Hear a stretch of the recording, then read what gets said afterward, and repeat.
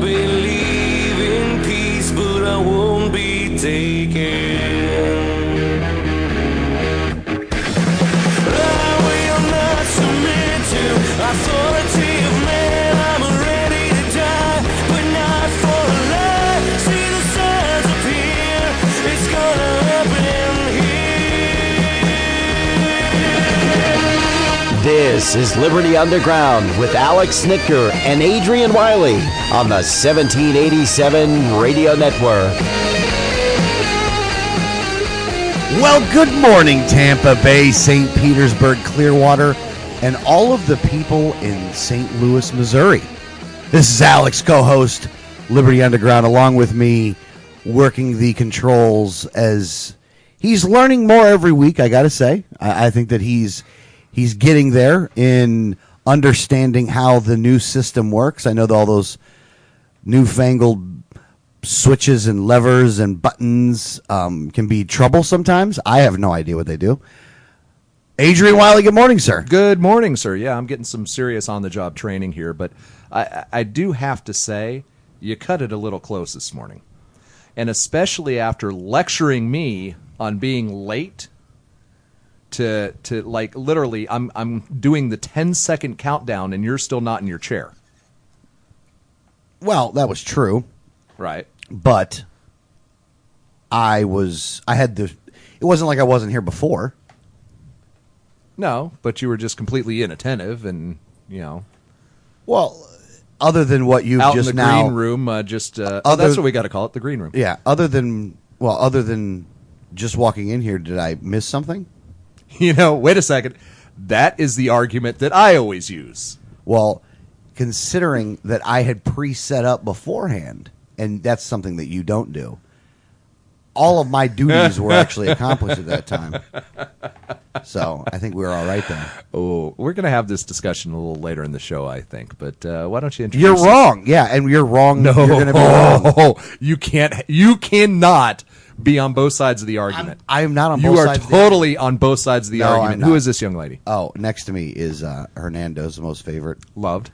Libertarian. Danielle Alexandria, good morning. Good morning. How are you? Are you well? I have to say, my routine got broken up because you were so early. Right. I'm a little not.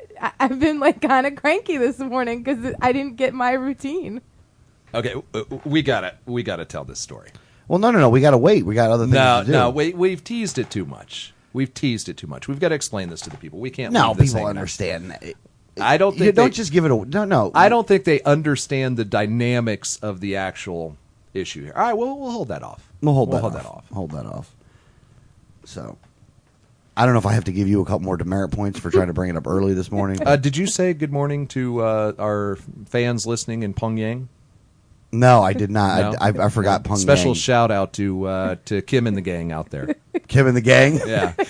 Kim? Yeah.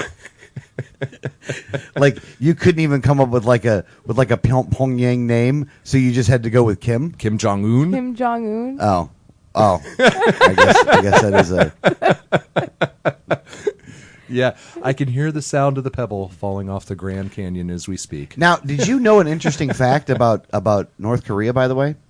Do you know that the... Fun facts with Alex. Fun fact. This is actually... Well, not really a fun fact, but it's kind of a fun fact. So, drugs are illegal in North Korea. They'll kill you if you are caught with drugs. But a lot of things they don't consider illegal drugs. Opium and marijuana are not considered drugs. So you can go be walking around with opium and marijuana, and you're not going to be killed in North Korea. Right. Matter of fact, you're freer in North Korea to do those things than you are here. Well, there you go. Which I don't know. I don't even know what that means because of it, but I'm just saying. But they kill you for the rest. Yeah. Well, that's true. They will kill you for the rest. In fact, our listeners in Pyongyang right now has fallen immediately to 0 because apparently they've all been arrested. So they're all in North Korean prison camps. And at this tomorrow, point. Sorry, guys. They'll be dead. And tomorrow, and tomorrow They're not they'll be already. dead. Well, Wow. you know what? And if you don't know where that well comes from, let me explain where the well comes from. Mikey, my son, when you're talking to him and you ask him a question, most of the time the beginning of his response is, well. He actually has started a new one now, actually. Well, we Well, know where he. he gets well, that from we me. yeah, we know where he gets that Yeah. one. He gets that from me Actually- because I always say, well, actually. But he I'm used to surprised- just say, well. I'm surprised, being your son, he doesn't start every conversation with, "Let me ask you something." Let me ask you a question. Let me ask you a question. That's okay. My kids start every sentence with "folks." I wouldn't be surprised if they did that and then ended it with Did now. they Yeah. interchange now with that quite often through the sentence? Yeah. Well, I know it's a one-syllable word, but it's a better segue than anything Alex does. Wow. That's really nice, huh? Okay, so let's start off with the update that has happened with Benghazi. In case people were unaware, Benghazi was a horrible situation that happened when our embassy was attacked, our ambassador died, which is something that hasn't happened like 50 years before that. Well, no, not 50 years. I think it was 1989, was it? 1988? No, I think it was in the Perhaps. 70s, maybe. At any rate, it was Yeah. a long time ago. It was before. It was definitely during cassette, if not during 8-track, if you want to give it a time frame. Time frame goes with how you listen to music. that actually is makes funny. a good bit of sense. Yeah. Great. Wasn't quite to Walkman phase, though. I don't think it was Walkman. I definitely don't think it was Walkman. We I might think- have been an 8-track. What actually. about boombox on the shoulder? I think it was boombox shoulder Walkman on the verge of CD. Well, yeah. Well, I don't know. I don't know if it was CD or not. But at any rate, it was a long time since we've lost somebody. Maybe Betamax. And look, something didn't seem right with this one right from the beginning. You know, you got Rice up there lying about it, saying that it was because of a video, doing everything they can to try to get you off track of what it really was. Right. Which when nobody knows what it really is, even now, I still don't really Yeah, know we don't what know. happened. But you're absolutely right. They were scrambling very early to try to frame the story before anyone really had information. And it was the whole thing, well, it was a video that set them off, and that's why they did it. And it was like they were so quick to look for the justification. It made me very suspicious to begin with. But now we're finding out there may have been something more to it, and it's perhaps the actual root cause of the uprising that occurred, we might have had more to do with than we think. Yeah, there was an exclusive from CNN last night, actually, that says, this is from CNN's website, sources now tell CNN dozens of people working for the CIA were on the ground that night and that the agency is going to great lengths to make sure that whatever it was doing remains a secret. Now, this isn't coming from Fox News, by the way. Right. This is coming from CNN. Right. I would... the Look, all the major Obama media- apologists, big time. Yeah. CNN's no favor to no big fan of the truth or whatever. But Yeah. I'm gonna have to say, you know what? They found something good here, and this is a pretty big story here. CNN has learned that the CIA is involved in what one source calls an unprecedented attempt to keep the spy agency's Benghazi secrets from ever leaking out. Now they did can you play the clip? No. We have Okay. the Okay. Other clip for another story. Oh, that was a different clip. Yeah, I'm sorry. let- You're right. I'm sorry. My bad. My bad. Yeah, I'm about to jump all over No, you. my bad. All right, Calm I'll let down, you go. guy. Go ahead. Calm down, I'll let guy. you go. I'll let you off the hook. One demerit point for me. So I'll give myself a demerit Yeah, point. you for that. deserve a demerit for that. All right, I get one. So since January, some CIA operatives involved in the agency's missions in Libya have been subjected to frequent, even monthly polygraph examinations, according to a source deep inside with knowledge of the agency's workings. Now, Well- if you don't know... Oh, go ahead. Well, I was going to say what they're saying there, folks, and it took me a couple of times to Right. understand what they were actually saying. What they're doing is employees within the Central Intelligence Agency that have operational knowledge of what happened in Benghazi, they're subjecting them to a polygraph test, in some cases on a monthly basis, which is unprecedented. Normally, the standard procedure is they take a polygraph every few years. Once a year. Once a year. But what they're asking them is, have you been in contact with the media? Right. Yeah. And frankly, that just warms my heart to know that the bad guys in our government are terrified of whistleblowers at this point. Well, and that's a good Oh, thing. because they've gotten a bunch. Yeah. And ironically, whoever leaked the story to CNN is is probably not going to pass their lie detector coming up soon. either that or they're one of the people that's actually administering them. It could be. Yeah. That could be that true. makes sense. Now, it's being described as pure. It is being described as pure intimidation, with the threat that any unauthorized CIA employee who leaks information could face the end of his or her career. So they're basically threatening with losing your job. I'm surprised that's all they're threatening them with. Well, they might be threatening with more, but I mean, they're just not going to put that part in the CNN article. Threatening them under NDAA, you'll disappear. Yeah. Well, and now they are threatening with more here because in an exclusive communication obtained by CNN, one insider writer said, "You don't jeopardize yourself, you jeopardize your family as well." So they're that's the inside guy going. They're going to do something to my kids too. Well, the way that's Well, said, they could that's- say if you lose your If you job, lose you're your not going to job, be how able are to you going support to your family. provide for your family? But yeah, that definitely is a veiled threat. Well, you might be able to provide for your family because they're 6 feet underwater with cement shoes. Another says, "You have no idea the amount of pressure being brought to bear on anyone with knowledge of this operation."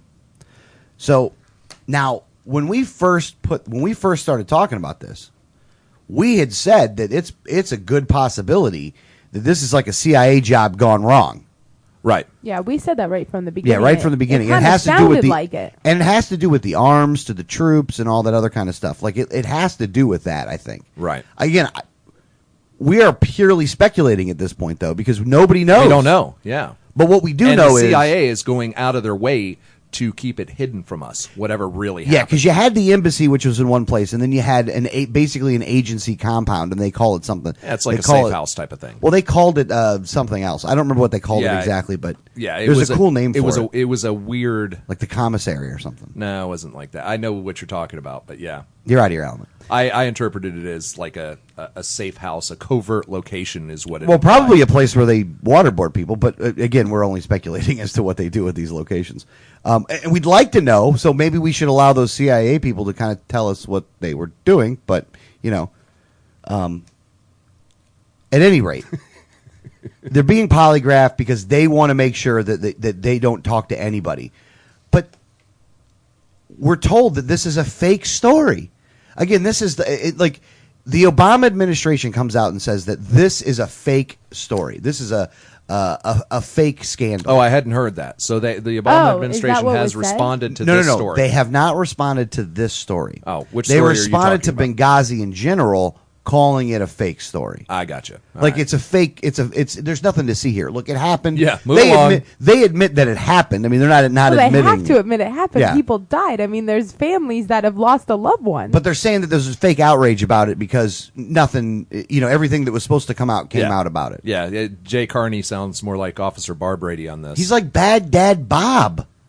This guy's Baghdad Bob. I swear he Yeah. is. Jay Carney is Baghdad Bob's like a relative of Baghdad Bob, like the American version of it. But there's got to be some blood going between what there. was his name? Tariq Aziz, right?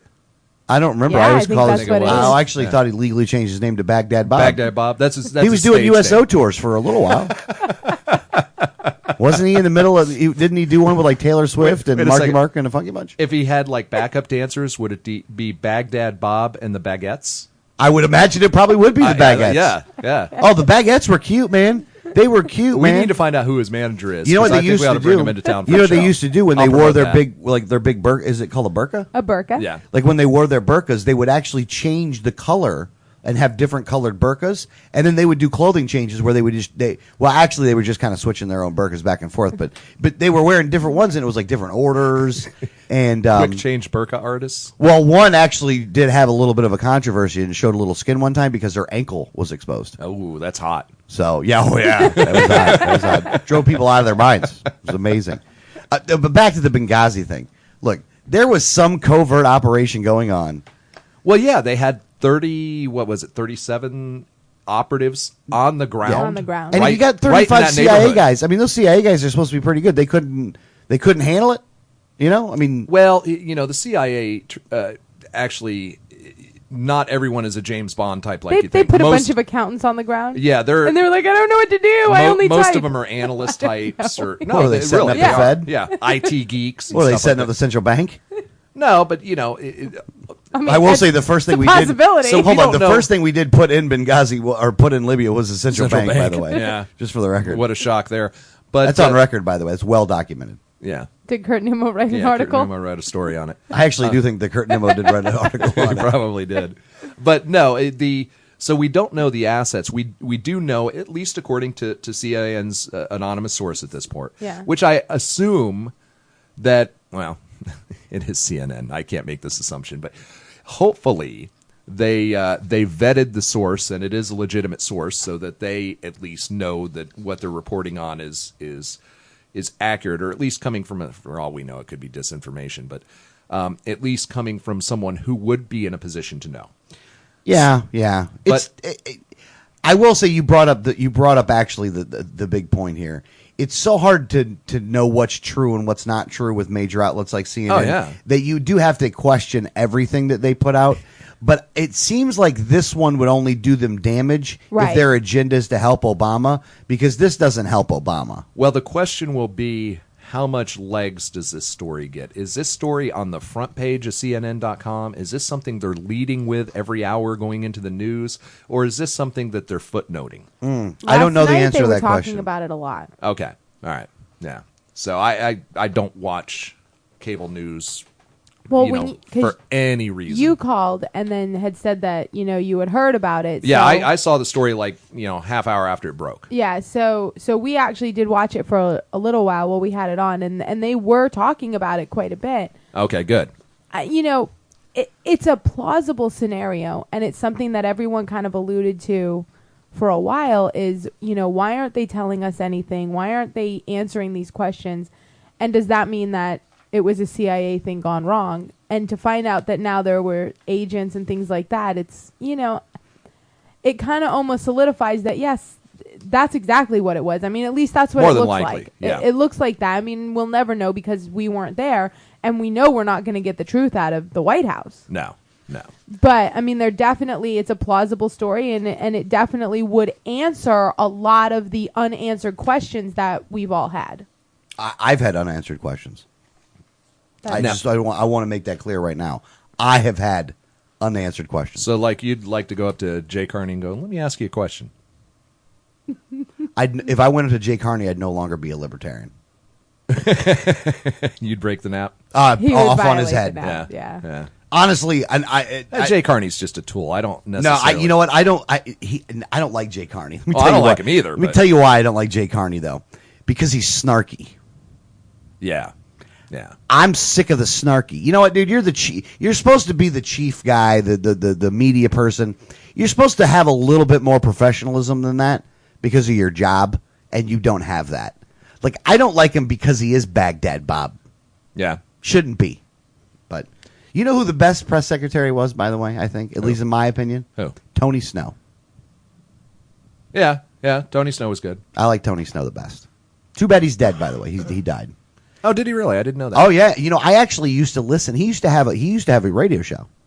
Oh, yeah? And I used to listen to Tony Snow's radio show. Didn't always agree with Tony, but liked Tony Snow, though. Well, he was a TV talking head, too, for a while. Well, yeah, he did both. He Yeah. did both. He was one of the guys. A lot of them do. Look, everybody and their mother has a radio show, by the way. Hey, did you guys see Helen Thomas died? Yeah. A long I time saw ago. that. Yeah, a couple weeks ago, I Yeah, guess. a couple weeks. Yeah. Yeah. I A didn't realize she long time was... ago. You made it sound like it was years. Oh, yeah, I guess it wasn't a long time ago. but Yeah, like maybe a week or two ago at the most. Yeah. Yeah. So, it's amazing. She was in her 90s. 90s, I think. What Yeah. was like 92 or 96? I mean, it Well, was. she was like the first woman there, right? At I think she for might the have White been. House press On corps. the- yeah. Oh, yeah. could be. I think she might have been. Like she was there when Kennedy was there. Right. Yeah. You know, Yeah, Bill Young was actually only like a 3-term senator or 3-term congressman then. He was a freshman then, so Helen knew him when he was a freshman. She probably congressman. did, actually. Yeah, she would have. Yeah. Yeah. How amazing is it that that's how long that guy was there? Oh, yeah. Yeah. Or he's still there. 44 Well, at years? least his 44 corpse is still there. years. Well, it was 42 years. He's going into his 43rd year. By the end of this term, it'll be 44 44 years. years. I directly blame Bill Young for the condition of this country, by the way. Well, he's Been there long enough to vote for enough that you are the problem guy. Well, what do we always say? What's the common denominator? And out of every Congress, Bill Young's the common denominator. He was in them all. That is a good point. Yeah. That is a very good point. I do And- think that we could put him up on charges of treason, but that's just me. And folks, here we go with folks. I get a lot of grief for that because I say that a lot. Please vote for Lucas Overby. Oh, God, please vote for you over me. Please go out there and support this guy. Yeah. He's good people. Well, he's not 40. He hasn't been there for 48 years. Well, I mean, he's not- that's reason enough right there. Right. Like, you don't need any other reason at all. Lucas is good on the positions, but, like, let's just take that out of the argument for a second. Right. He's not 90. He hasn't been, and again, this isn't an age discrimination thing. What 90-year-old wants to go and have a job? Like, it's not for any other reason. Bill Young's too old to do the job. He should be vacationing instead of taking his money from the military-industrial complex like he does. Well, he is kind of vacationing because he's in a quasi-persistent vegetative state. I would think so. Yeah, he just, He almost never votes. Did get Adrian's vote in the last one because of his age, though. Age played a factor. Age did play a factor. 'Cause Age did play a factor, You yeah. actually said because he never votes, you wish there was more like him. Yeah, that's true. That's Yeah. true. But occasionally, of course, he doesn't vote. But the aide assigned to changing his drool cup occasionally casts a vote on his behalf. Yeah, I think he's only present for 30% of all the votes. And he's only awake for about 3% of them. Right. Yeah.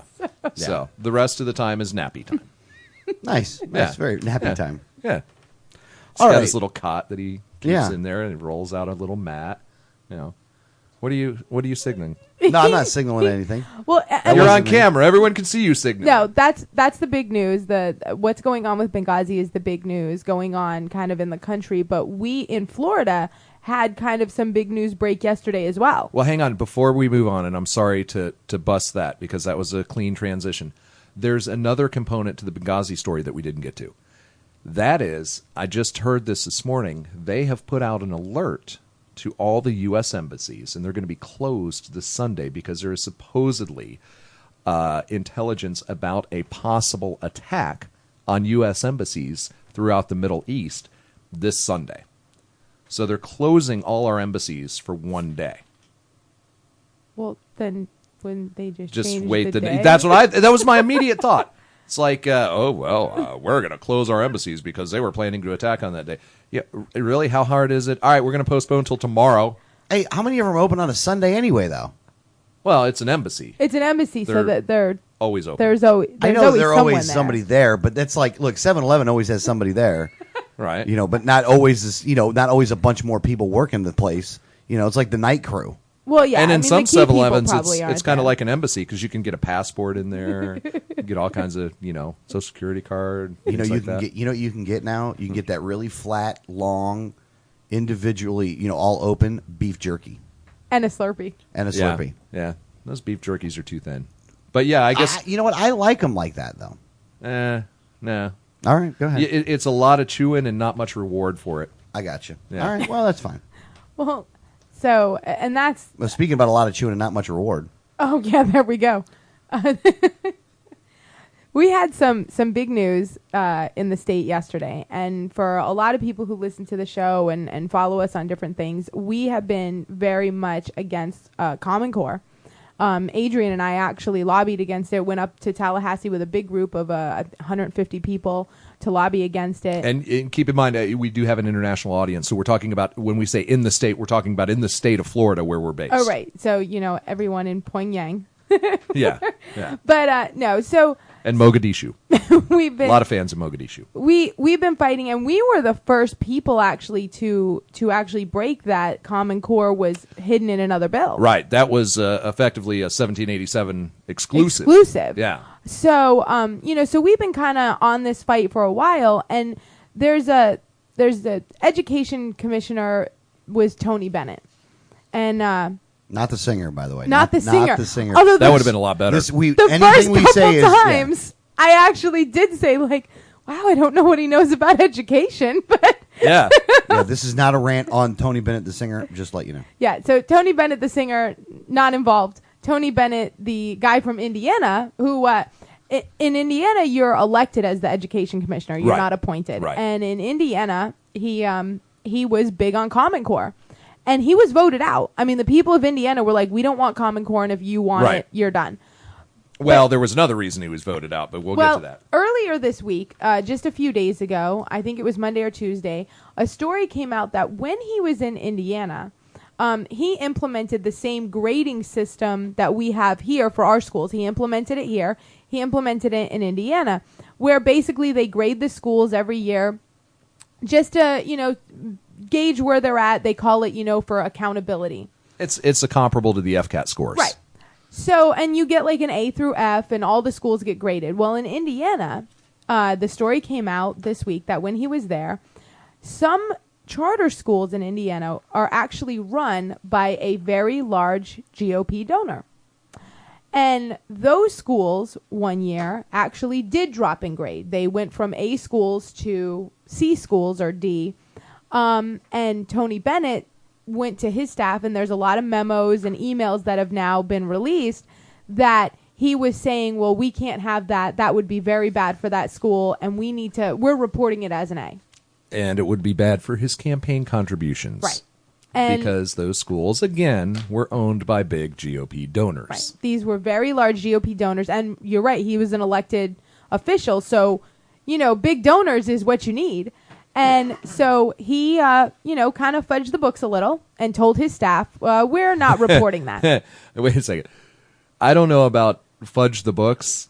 He changed the grades. He changed the grades. He just said, nah, these are A schools now. Which I gotta tell teacher would be fired for that. Yeah. Yeah.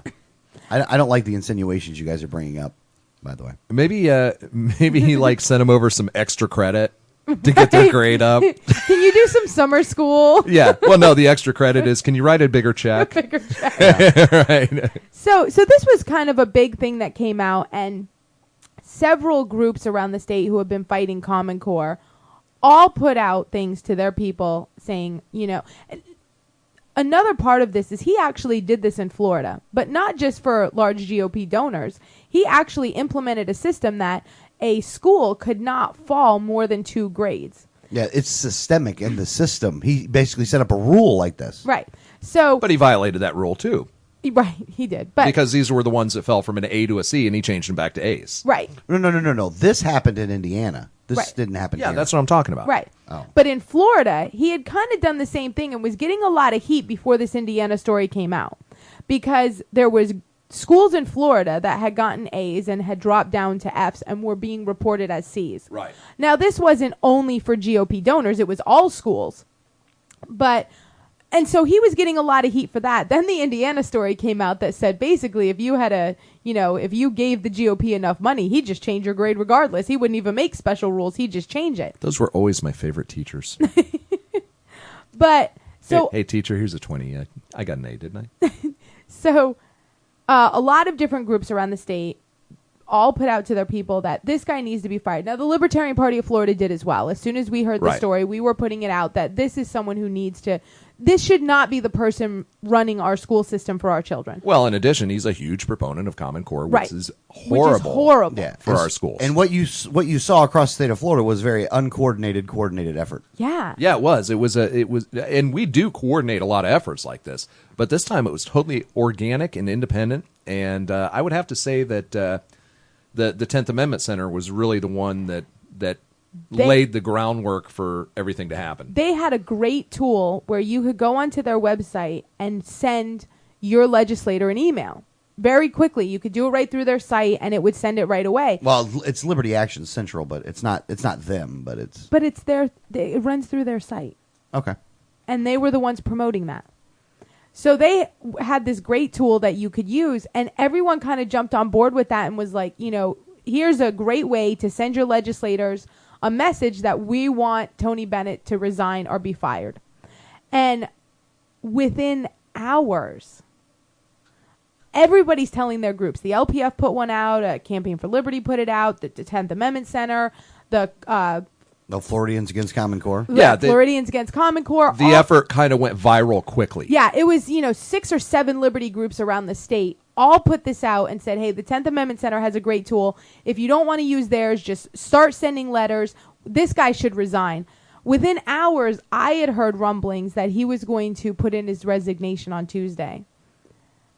So in the morning, and everyone had kind of heard these rumblings by yesterday morning that he was going to resign on Tuesday. So everyone, and Liberty First Network and the 10th Amendment Center, everyone put out another email saying, we're getting close. We're hearing rumblings that he's going to resign. Keep going.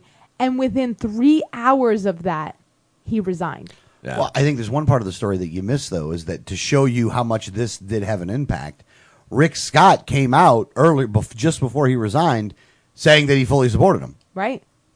Oh, yeah. Rick Scott made a statement saying, I fully I support missed that Tony one. Bennett. Oh, so initially Rick Scott went to bat for him. Oh, yeah. And then Oh, the yeah. pressure was just too much. He had to resign And anyway. then he resigned. Well, look, this guy Within should be in hours. jail. Bennett should be in jail for what he did up in Indiana. Not, Oh, in Indiana, Yeah, yeah. I mean, he should be absolutely. in jail I for don't that, think he's though. done anything criminal since he's in the 7 months he's been, head of Florida. I don't have any sanitation. proof of anything, and I don't Right. know of anything. Yeah, I haven't seen anything that, I mean, you could argue that maybe just his implementation of Common Core could be considered a crime, but Well, we're yeah. not going to go with that one. And the school thing with the grades, the grade here thing, that's a systematic problem. yeah, that's a well, the whole system is absolutely, should be gutted and Yeah. would just eliminated and let's start from scratch. But yeah, you can't say that setting that as a policy is necessarily, Yeah. a big problem. No, you're absolutely right. You're absolutely right. There's a bigger point to be made in all of this, though. And first off, congratulations to everybody that did this, because it was because of all of the efforts of the grassroots that caused this guy to be fired. I mean, the story was there. It could have gone away, maybe, and he could have survived this. I mean, the story itself could have gotten him, Yeah. but it didn't look like that was going down. Well, and even Weatherford and Don Gates and everything, when you were emailing them, because we They were were defending getting him. responses Right. defending him. Yeah. So, as you were emailing, you'd get an email response back that basically said, I stand by Tony Bennett and he's a good person for our schools and everything.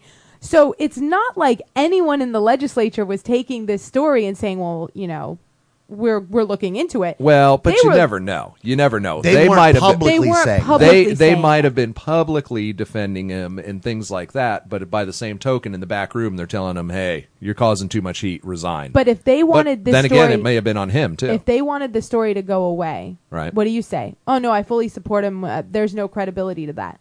But if you think that this story may be the end of his career, what you'd say is, well, we're looking into it, but he's done a good job so far. Right. That's you'd couch it a little bit. Right. You'd say, well, let's see what the investigation brings or whatever. So yeah. they were definitely trying to bury this story. Yeah, you're probably right. Yeah. And within 24 hours of all of this happening, we heard rumblings of a resignation coming. And within 3 hours of that, of people saying, no, keep going, it's working, he resigned. Yeah. Yeah, yep. Now the question is, who replaces him? Well, Yeah. I don't think we're going to get anyone any I better. heard the name of the front runner at this point, but it was a woman, and I wasn't familiar with her. But I'm sure whomever it is going to be a big proponent of Common Core. More than likely. I mean, that's the people that they hire. It's the people they like. I mean, that's what they look. What Will Weatherford, and I got an email back from Will Weatherford on this. I imagine it was a form letter, so everybody got basically the same one back. But he spoke about how he actually did like this guy, and he does want these standards, and he is going to comply with the federal government on this stuff. So now he Oh, did yeah, in the same thing. He did say how, well, we need a solution for Florida, but that's where you get the see, and this is where these guys are so slick, because let's give you the slick part here. He sends you something talking about how there needs to be a Florida solution, not a Washington solution, to give you the idea or the impression that this guy gives a crap at all about this, about having state control of this. Now, I'm not even called states' rights. State control is what it's called. If you're bowing to the feds and all the stuff that they're saying, then you don't have the control anymore. And then for him to be so disingenuous in his letter just goes to show you shouldn't trust anything Will Weatherford has to say or thank him for anything. Well, No, go ahead. This is what Will Weatherford said about Common Core, because I have the email pulled up. I support strong academic standards for Florida students. We owe it to our children to ensure that we have quality education that translates into high-paying jobs. My concern is not with the common sense Common Core standards. I have great concerns with the assessment associated with Common Core, We need to find a solution that's right for Florida, not Washington, D.C. How about the biometric data cataloging? Nothing. How Oh, I about bet the you he psychological loves that evaluations? stuff. All like he- those? Loves that stuff. Will Weatherford is only concerned with the assessment, but he is completely in support of Common Core and instead basically calls it a common sense solution. Yeah. Again, that's Will Weatherford, folks. That's his words. That's his email. You know, so if you think that he's going to do anything to actually stop Common Core without tons of pressure put upon him, you're crazy. You're absolutely crazy. And when you bring a guy, the other thing is this: look, the one thing that we're so concerned about, or that the people, if you have a common theme amongst most people, is the corruption that goes on in Tallahassee and in Washington, D.C., or in politics in general. Why would you bring a guy like Bennett in when you know that he's dirty? Like, you know he's dirty. Don't bring him in. It just goes to show you what a bunch of criminals you people Yeah, are. birds of a feather. Well, no, that's true. Well, that's true. true. Now, I there's mean, in those circles, they couldn't find anyone that's not dirty. Well, it is yeah. difficult. It is, I would imagine it is pretty It would be difficult. pretty difficult. But you're paid. That's why you're paid the bid bucks to go and find, a person that's not a criminal. But for anyone who's thinking that, well, no, the legislature is going to try to fight Common Core because, the grassroots is upset about it, think about who they're putting in as the education commissioner. He's only been here 7 months. And his claim to fame was his huge support of Common Core. So obviously they're not trying to fight it. You have Will Weatherford, and there was one similar that came from Don Gates the day before, which I haven't found. But they're all singing the praises of Common Core. Oh yeah.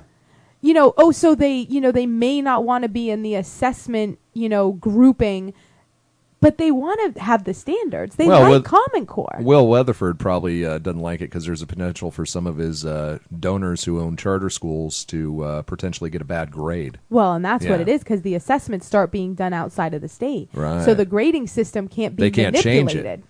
They can't sell those A's anymore like Tony Bennett was doing, and I'm sure Will Weatherford wants a cut of that action. Yeah. Well, there's These guys another. are just dirtbaggs. Oh, they're scumbags. Again, that's why. Look, that's why when somebody says that we ought to thank these guys, I get offended. No, I do. I get mean, upset. I'm like, are you kidding me? Are you not watching what's going on here? Hold on, let me back off because that does go against the point I was trying to make here. In this thing with Bennett, the grassroots was all on the same page. Right. Everybody was on the same page here. And everybody actually took independent action, and I would say without ego. Right. right. And yeah, it totally was, uncoordinated. and it was Nobody cared about who got credit. and it was the correct action at the correct time. So going to the issue where it needed to go, doing it directly and doing it at the right time are factors that came into play here that made it a success. Right. And that everybody was doing it, and the ego stuff. And it goes to show you, because we've talked, we've had some conversations with people this week, and there's this thought process that's out there that we need to be able to. Everybody needs to be able to work together in order for us to do this, in order for us to defeat the forces of evil, whatever you want to call it. That Sure. everybody needs to work together, Coalition building. coalition building. And I agree that that's true. That's very, very true. Yeah, I sense a butt here. Well, no, it's not the but. Well, it is a but. But it only works when it's the right action at the right time and everybody puts their egos to the side. There's factors that come along into play. And if one of those factors is out of whack, it doesn't matter if the other two factors are good. It won't work. If Yeah. you don't do the right thing, if you don't do it at the right time, it doesn't matter how many people you get together. Right. And if the argument is over the right action or not, that's when, and this is not a tactical LP/GOP thing. Remember, we're talking about dealing with Tallahassee, the people that are up there right now, influencing current politics, what's going on right now. That's when you need the correct action, and that is the action that everybody should be able to support. Right. There shouldn't, party affiliation should not matter at all in this situation. Yeah. Right. Well, you do have a lot of groups that get territorial over things like this. Absolutely, or want to take the credit, Right. Or want to take, Right. or want to solely take the credit. I'll say, Right. Like we were the only ones doing it out there. Not it was a coalition of people, including these people that did it. Yeah, which I don't care about as long as the As long result. as the result is what we wanted, and I think this it goes to show when, and this is something where nobody had an ego. Everyone was like, let's strike now and get this guy out. And nobody worried about, well, that's a group of this party and that's a group from this party. Nobody worried about party affiliation. And generally, the reason why there was no ego and there was no, well, what party is doing it, is because nobody knew anyone else was doing it.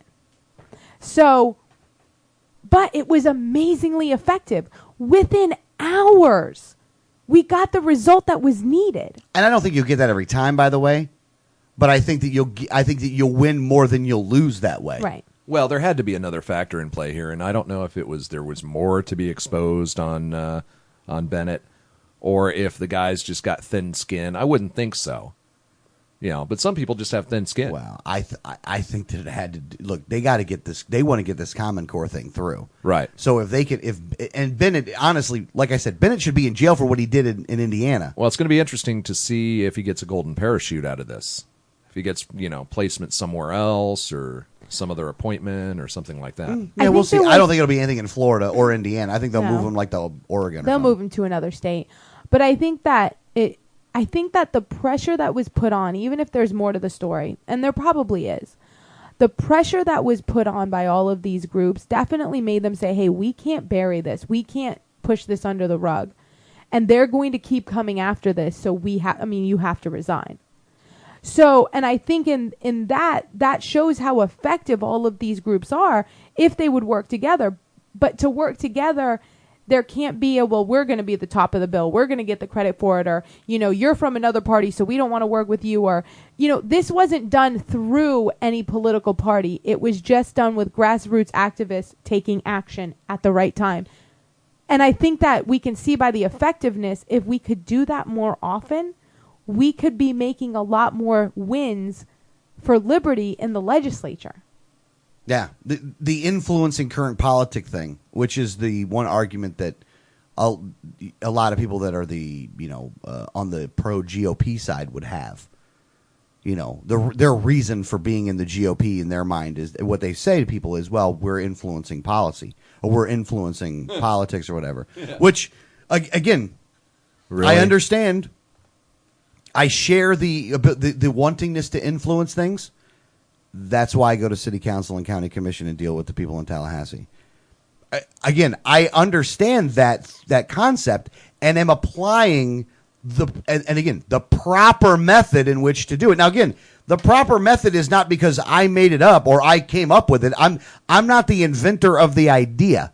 I'm only the I'm only the person or one of the people of many that understand that they actually make laws at the county commission meetings. They're actually passing things at the city council, and they're actually doing that in Tallahassee. And those are the people that make those decisions. And that's it. Well, I would argue that the Libertarian Party, and I'm going to go a little partisan here, that the Libertarian Party has far more influence at this point in Tallahassee than does any of the Republican executive committees.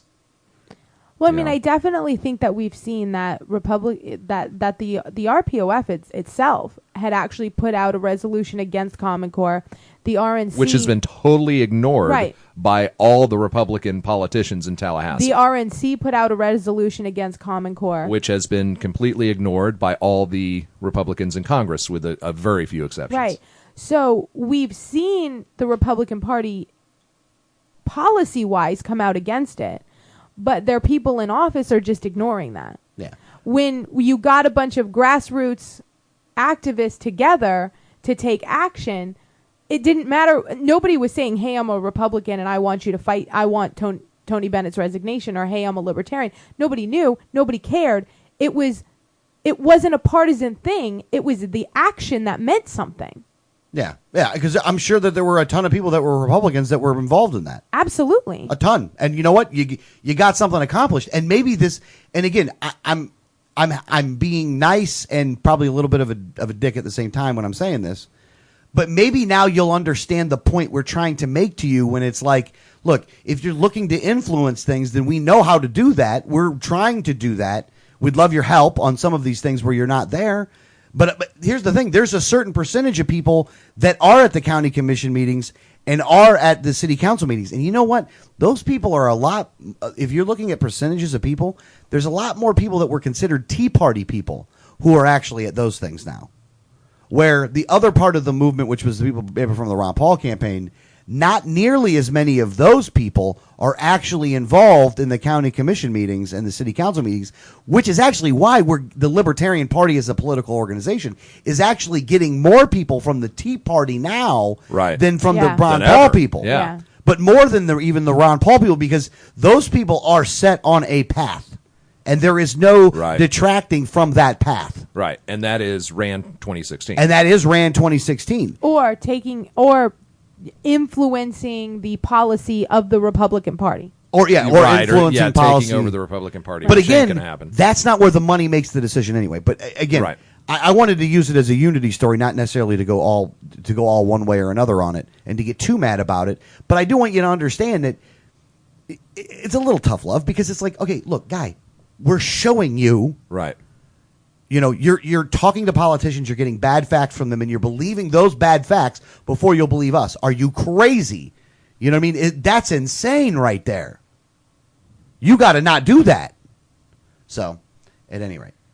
No, and I just think that this was a big win for the grassroots organizations, and I would like to see more of this happen. And I think that a lot of ego and a lot of partisan kind of, well, we can't work with you because of this, has gotten in the way of that.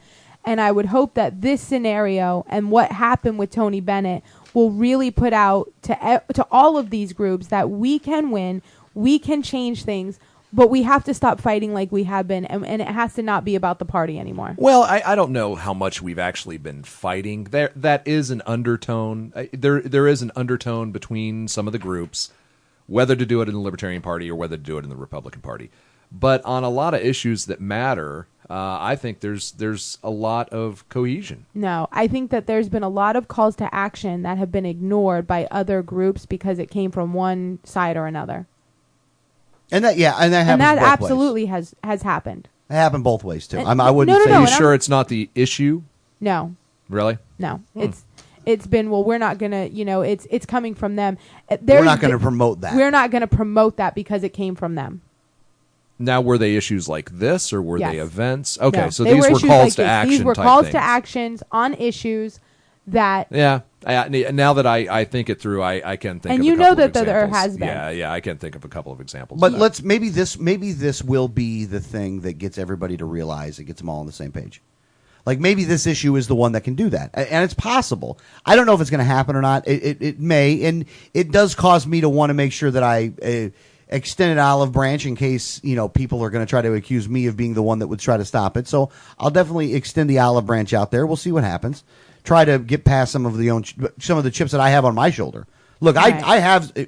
I have chips on my shoulder regarding what's happened over the past several years. I'm not happy. You got a couple boulders up there. I'm not happy with the way things have gone down. I'm not happy with the level of disrespect. You know what I mean? I'm not happy with it. And people go, well, you're absolutely right. I've given it like I've gotten it. But remember, I got it, and I've been given it because of that. It wasn't because, well, I might have been born an a-hole, but it doesn't come out unless provoked. Don't stoke the bear, I guess you could say. But I will say this though, in this whole, I'd say you're more like Eric Cartman in that regard.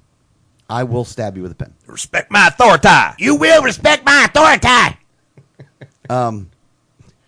Don't forget to bring your towel. But I will say this, is that this fight that's going on between the grassroots and the establishment in the Republican Party here in Florida, which Common Core is a great example of this, is that you have Jeb Bush and them, who all love the Common Core, and Thrasher and all the rest of them are trying to get this thing implemented, and the grassroots are fighting back, is that candidates that were considered grassroots on a federal level are getting in basically a GOP civil war as well. Right. And you're seeing battle lines being drawn like right now. Like the one issue is the Obamacare fight. That you have a certain portion of the people up there that actually want to send in a budget that defunds Obamacare but funds in the rest of the government, which I would actually argue that if you're going to do that, then why don't you just send one that defunds all the unconstitutional acts and bring all the troops home? And that way you actually can get one passed because that actually might gain some dim support. Like you quit paying off the military-industrial complex, maybe these guys might give a little bit on Obamacare. Well, I think the Dems have proven since Obama's elected that they want it just Yeah. as bad as the other side. I don't know where you're coming from on that. Yeah, the Dems all of a sudden love war and No, they love big it to death now. military spending, and so that's They were all Well, their yay people bombing. would that's pressure- not a bargaining chip anymore. Their people would pressure them, though.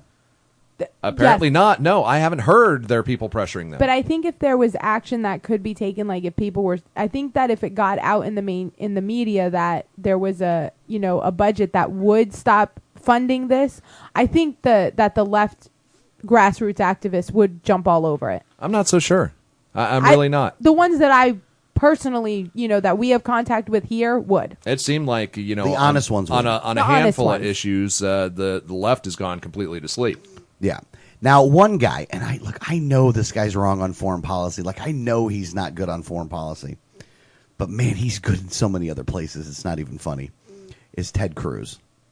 He's not good in foreign policy? Look, man, he don't talk about it very much. But from my understanding, he is not good on foreign policy.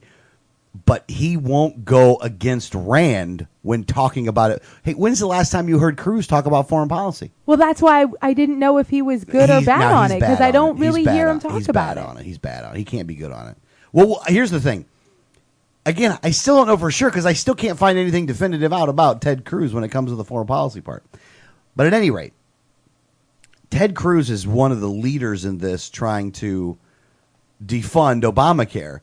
And the Republicans that are against it, he's calling, and again, he did this publicly, by the way, the Surrender Caucus.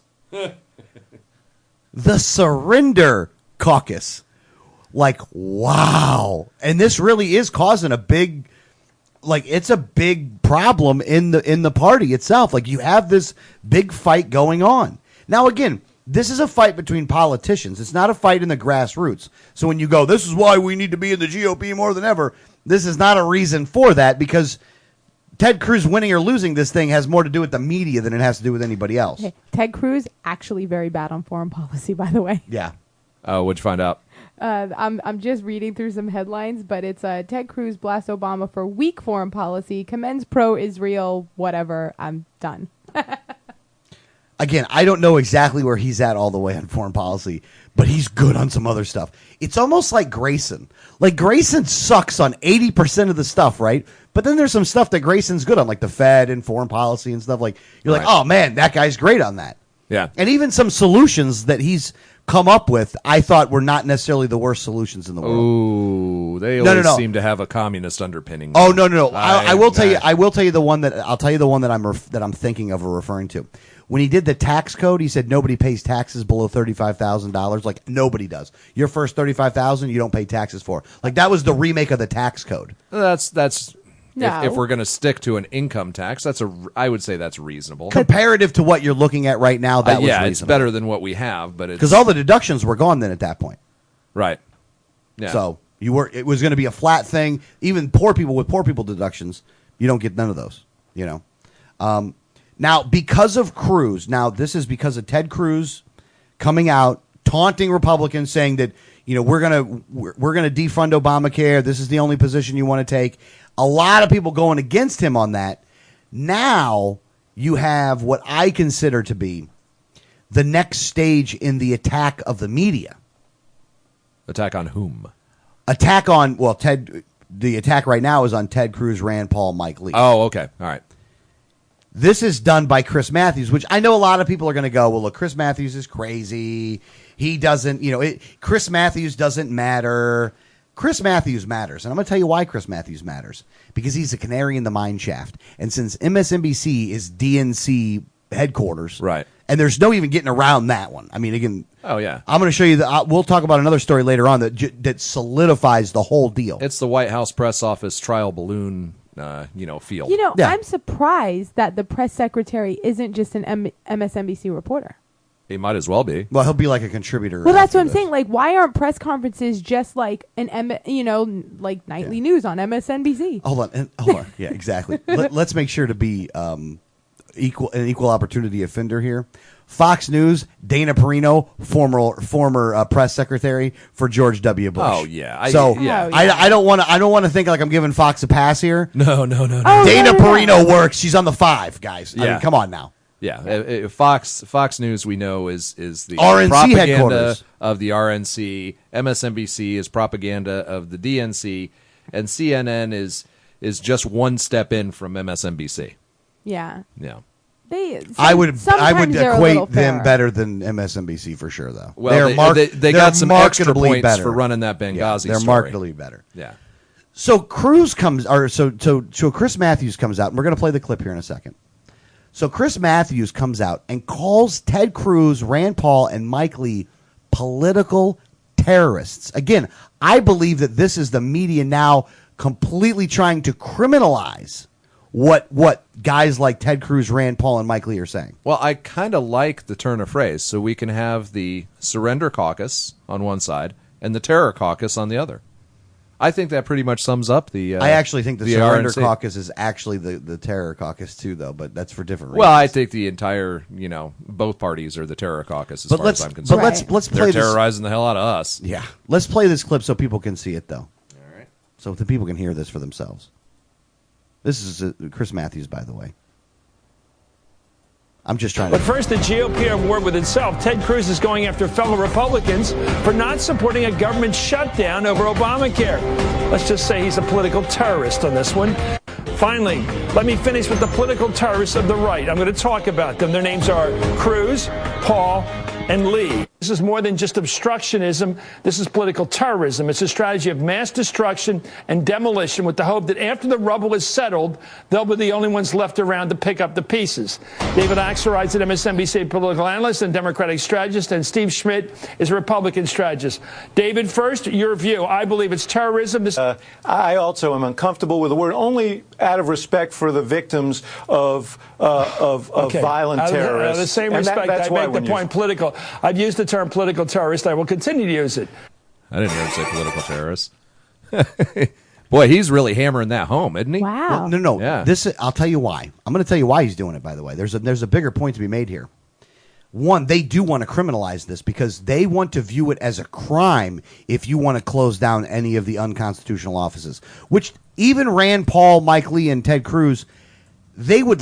I think that they would like to close some of the Department of Education down. I know Right. they put forward budgets. They both Rand said Paul they did. would. Yeah, and they said they would, but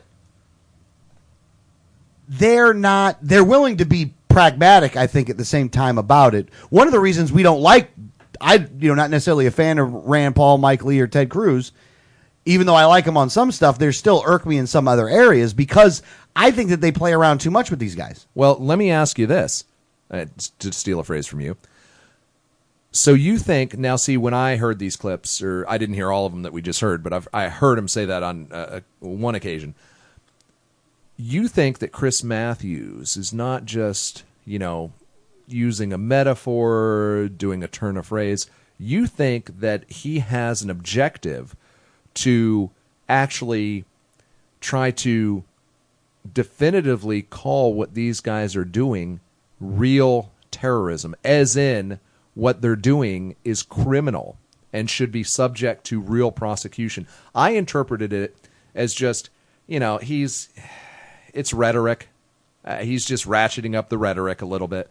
But you actually think, if I understood you correctly, that this is a move to perhaps actually criminalize these guys. Oh, no, absolutely. It's a move to criminalize. Really? I believe this. Well, look at what happened. Look at the system that they've set up in place via the government when it comes to who's called a terrorist and what makes them a terrorist. Anti-government people, in the Fed people, gold people. Right. All those people are considered terrorists. Well, what are their policy positions? One of them wants the end of Federal Reserve. One of them wants a more limited government. Because this ain't the anarchists they're talking about. Right. They're talking about the libertarians. And they've said libertarians, returning veterans. Who would be a person that would advocate for less government many times? Would be a returning veteran because they've seen the reaction of that. Right. Let's get into this after. Let's take a break and let's finish this up. We're going to there's go some other into that stuff a to talk little bit about more. this. We've got some very interesting stories that you may not have heard yet, and I think you're going to be quite concerned with what you're hearing. But we do need to take a break. You're listening to Liberty Underground on the 1787 Radio Network, and we'll be right back.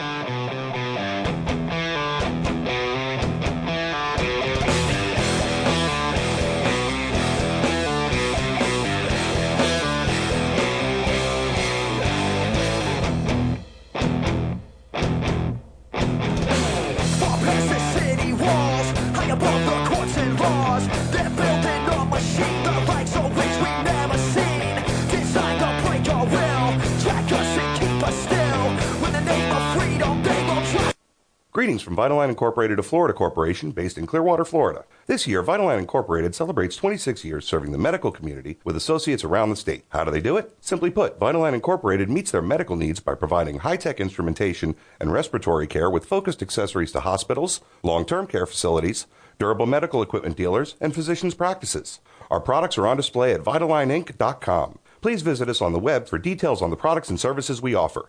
Vitaline Inc. is a proud sponsor of the Liberty Underground Radio Show. Facts about the red light cameras. Fact, you are guilty until proven innocent. The Fifth Amendment to the U.S. Constitution grants you the presumption of innocence. Fact, red light cameras cause accidents. Accidents are up on an average of 40% at intersection with cameras. Fact, cameras punish technical foul violations. Over 80% of tickets are written when the red light is on, under 1/2 second. Join the fight at www.banthecams.org. www.banthecams.org.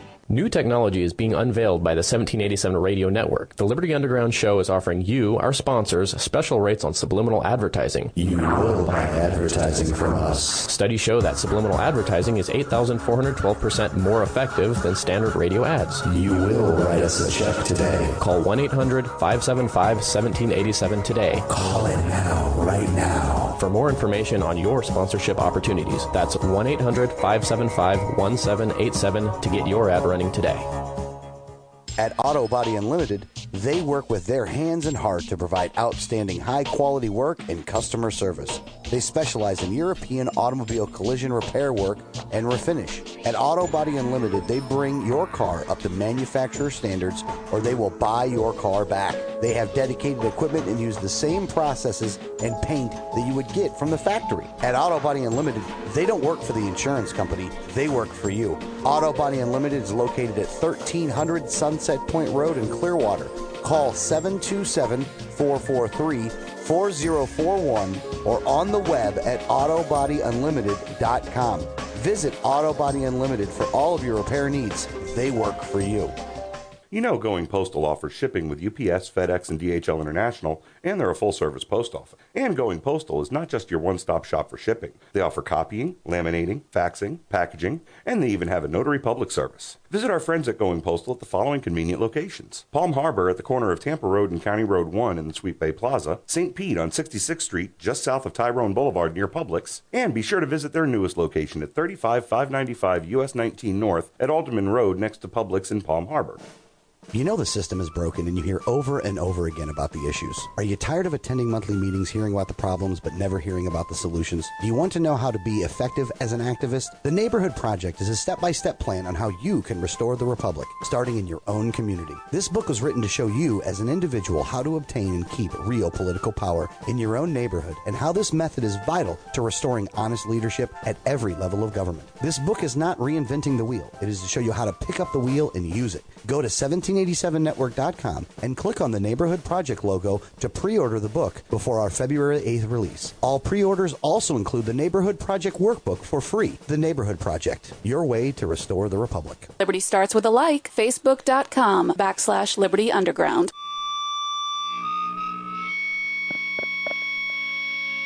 Attention, brothers and sisters. Take a look around. We are killing the future. Killing the future.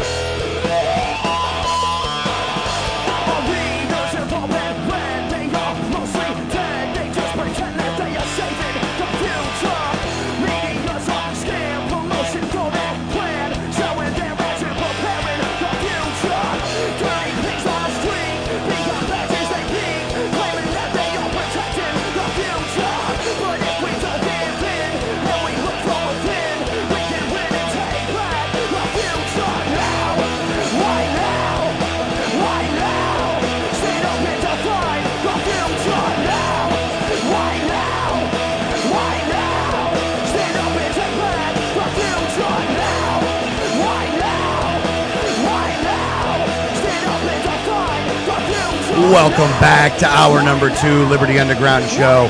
Make sure that when you are watching the Liberty Underground Show that you follow us on Ustream, which is, if you're seeing it, then you know where it is. But if you go to 1787network.com, you can actually see the website address for that up on the top of 1787network.com. And go to our YouTube channel and follow us or subscribe to our YouTube channel, because what you will see is while you can't watch the show live there, we do clip out the show where you can actually go there and listen to some of the clips of the show and be able to share them amongst your friends. You know, give it to your mom, you know, like send your mom a little message, say, hey, why don't you listen to this? And there's some humor mixed up in it too, so you can kind of send them the humorous stuff first. That might get them hooked. Then show them some of the other stuff. So we'll make it easier for you. We'll help you help us. So we're going to get them, hook them. So you want our listeners to be our show pushers is what you're saying? Yes, I want the listeners to be the show pushers. I like That's exactly what I would want to have. Should they be out in the street being like, hey, I got a show you should watch? Hey, you should go. Just stay away. Stay 1,000 feet from any school. Because that's a big problem. We can't be exposing our stuff to school children. We have some listeners that actually got banned. Exposing it to school children. Maybe start undoing some of the damage being done in the schools. Oh, that could be true, but that could be true. And make sure you never have more than 1 ounce of Liberty Underground on you at any time. That's why we have to break it into clips. That's why you got to break it. That's a first-degree felony. Don't give it 2 hours. You 15 can't minutes. You're good. We can't give you the whole show at once. Keep it to 1 ounce increments. Yeah. We actually do post the whole show too, but then we break out some clips. Yeah, we'll post the whole show. I wanted to say something about YouTube, and like you said, we're doing clips on YouTube. But we need more subscribers to our YouTube channel, because eventually what we'd like to do is we would like to transition to live on YouTube. In order to do that, we need X number of subscribers. And this is a brand new channel. It's only been up for a couple weeks. Right. But we need you to go to our YouTube channel and subscribe. Be a subscriber, share it with your friends, get other people to subscribe, because then we can go to live streaming on YouTube, and you won't get all the commercials that you get on Ustream. The ads you're getting on Ustream that cut sometimes into the middle of the show. Yeah. So that's something you can do to help us out. Now back to the point we were at before we took a break. Chris Matthews and his ilk, people like him. This is why they consider this what Rand and Ted Cruz and Amash and other people are advocating for, why they consider this to be a crime. Because they view what happened during the Great Society as, if you're trying to get rid of that, that's a crime. We've won already, and that law is cement. It's in stone. There's no getting around it. It's already there. We've already had this discussion, and you lost. And I think they consider the Goldwater defeat as their justification for it.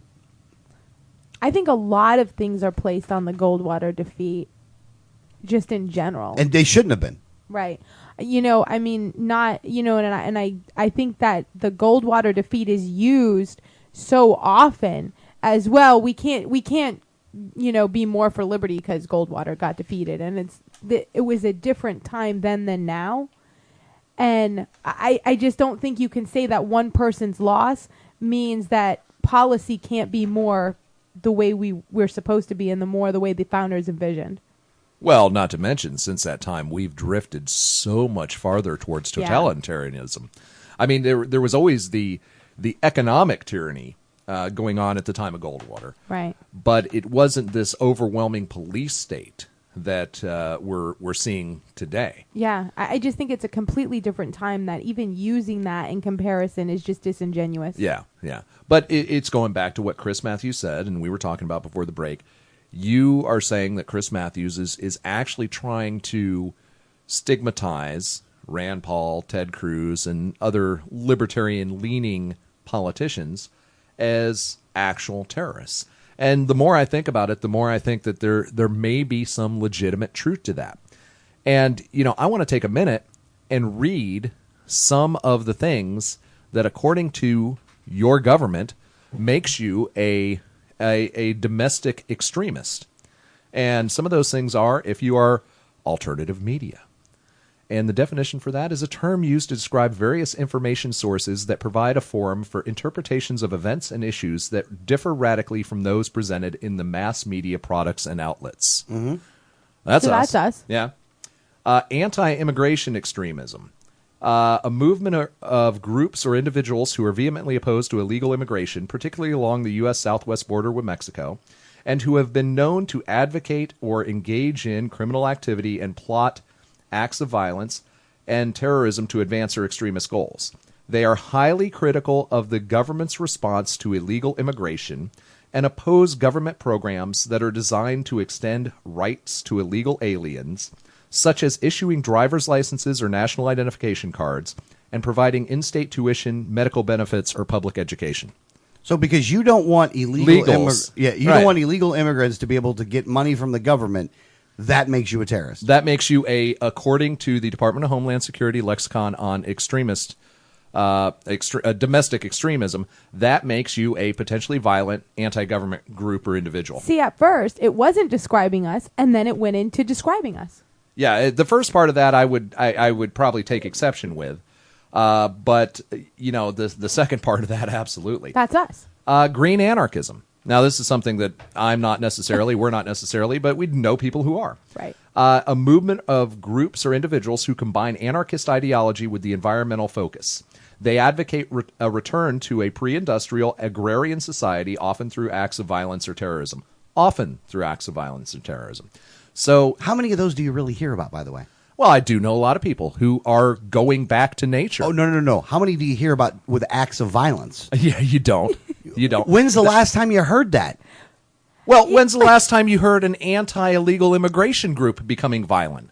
Yeah. Their definition of violent is like the Minutemen who patrol for illegals, and when they see someone crossing the border illegally, they call the border patrol. Yeah. These are people who make phone calls. Well, here's a couple that are a little closer to home. Patriot movement, a term used by right-wing extremists to link their beliefs to those commonly associated with the American Revolution. You mean like the founders? Yeah. The ones that created the country, right? Okay. Yeah. The Patriot movement primarily comprises violent anti-government groups such as militias and sovereign citizens. And in parentheses, it says also, Christian patriots, patriot group, constitutionalists, and constitutionists. Now, what wacky website are you looking at this? This is the Department of Homeland Security. Oh! Yeah. This is DHS's own website. This is like some alternative, like crazy, This is a crazy website. This is Department of Oh, Homeland that's crazy. Security. Well, then that's crazy. Now, this information is it is technically unclassified, but is designated as for official use only. So, really, we're not supposed to be in possession of this. Only law enforcement is supposed to be in possession of it. The serfs shouldn't be reading this. But let me just give you one more here. Actually, I'm going to give you two. Right-wing extremism, a movement of right-wing groups or individuals who can be broadly divided into those who are primarily hate-oriented and those who are mainly anti-government and reject federal authority in favor of state or local authority. Shoot and hang the nullifiers come to mind? Yep. Mm-hmm. The term may also refer to right-wing extremist movements that are dedicated to a single issue, such as opposition to abortion or immigration. And one more. I got to just read the last one here because it's so good. Yeah. The tax-resistant movement. Tax resistance movement. Groups or individuals who vehemently believe taxes violate their constitutional rights. Among their beliefs are that wages are not income, that paying income taxes is voluntary. Wasn't it Joe Biden that told us income tax was voluntary? Yes. Yeah. So is Joe Biden a terrorist? I think he should be arrested. NDAA, call it into play. Let's indefinitely detain Joe Biden. See something, say something. Right? Yeah. That's right. Let's all call the Department of Homeland Security to report Joe Biden for being a tax-resistant movement, domestic extremist, because he said that paying income taxes is voluntary. Yeah. One more thing here. Members have been known to advocate or engage in criminal activity and, not paying taxes, I guess, is the criminal activity, okay. and plot acts of violence and terrorism in an attempt to advance their extremist goals. They often target government entities such as the Internal Revenue Service, go figure that one, and Bureau of Alcohol, Tobacco, and Firearms. Also, in parentheses, tax protest movement, tax freedom movement, anti-tax movement. So, wait a minute. Okay. So all you fair tax people... And we were at a pre-tax day rally down in Naples. Wait a second. Isn't every Tea Party taxed enough already. That's what Tea Party stands for. They don't specifically call out the Tea Party, but I'm pretty sure that they classify Tea Parties in at least several of these groups, and libertarians also qualify for several of these groups. And we also get the alternative media flag. So we're flagged like 15 different times in this as and terrorists. DHS bingo, man, we got full cards, man. Oh, yeah. We got the four Now, corners. We won the jackpot. Now I'm going to bring this back because the one clip that you didn't play of Matthews is where he does this. Let me finish this. So I'm going to read what he says after hearing all of that. Right. Now I want you to listen to this. Yeah, that was the government's definition of who is a terrorist. So here's Matthews. Let me finish tonight with this. They are political terrorists like all terrorists, including those who use bombs. Their number one goal, their only goal, is to blow things up. Cruz, Paul, and Mike Lee are on a mission to destroy, shut down the American government, destroy Obamacare, drive the country into default, destroy the U.S. credit rating. Terrorists with one purpose: to bring down not just this administration, but, let's face it, the American government. Just watch. And the fact is, the likelihood out there is this crew could be the one that crashes the Republican convention next time, and that, fortunately, could be the end of them. Now, this is actually filled with so many lies. It's just lies and mischaracterization of issues, and just so much just demagoguery. If that even is the right word there, I think it is. That's appropriate. That it's not even funny. Again, close. Again, drive the country into default. Okay, it's already there. Right. Okay. Our credit rating is already shot. That has happened. Driving someone into default means that they spend more money than they're bringing in. These guys are actually trying to, again, what they end up voting for is a decrease of the increase. So I can't even say that they really believe in this stuff, but at least they're talking about trying to reduce spending. That would actually save it. Destroy the U.S. credit rating. Again, because we've spent so much money already, that actually is what's destroyed the credit rating. When we got downgraded, it wasn't because they couldn't get along really well in Congress. It was because when they did get along and they did finally get something done, it didn't do anything, and the credit agencies understood that we weren't serious about fixing the problem. That's why we lost the credit rating, and that's not the part that they want to tell you. I don't in the think media. that's what he's saying. I think he's saying that if we allowed the government to default, then we would lose our credit rating. But you know what? Wait. And shut that down. should be the last of our worries. So we have to stop borrowing? Right. Yeah. Oh, gosh, that can't happen quick enough for me. All right. Like, at what point? We are more than $16 trillion in debt. With like $100 trillion in unfunded liability. Yeah. With $100 trillion in unfunded liabilities. And you're saying we won't be able to borrow anymore if we do this? Oh, please destroy the credit rating now? I'm going to ask for the Treasury's beacon score next time I buy a U.S. savings bond. Yeah. I mean, in all honesty, anyone who's buying savings bonds is just wasting their money. I mean, we have no credit. They don't even keep up with inflation.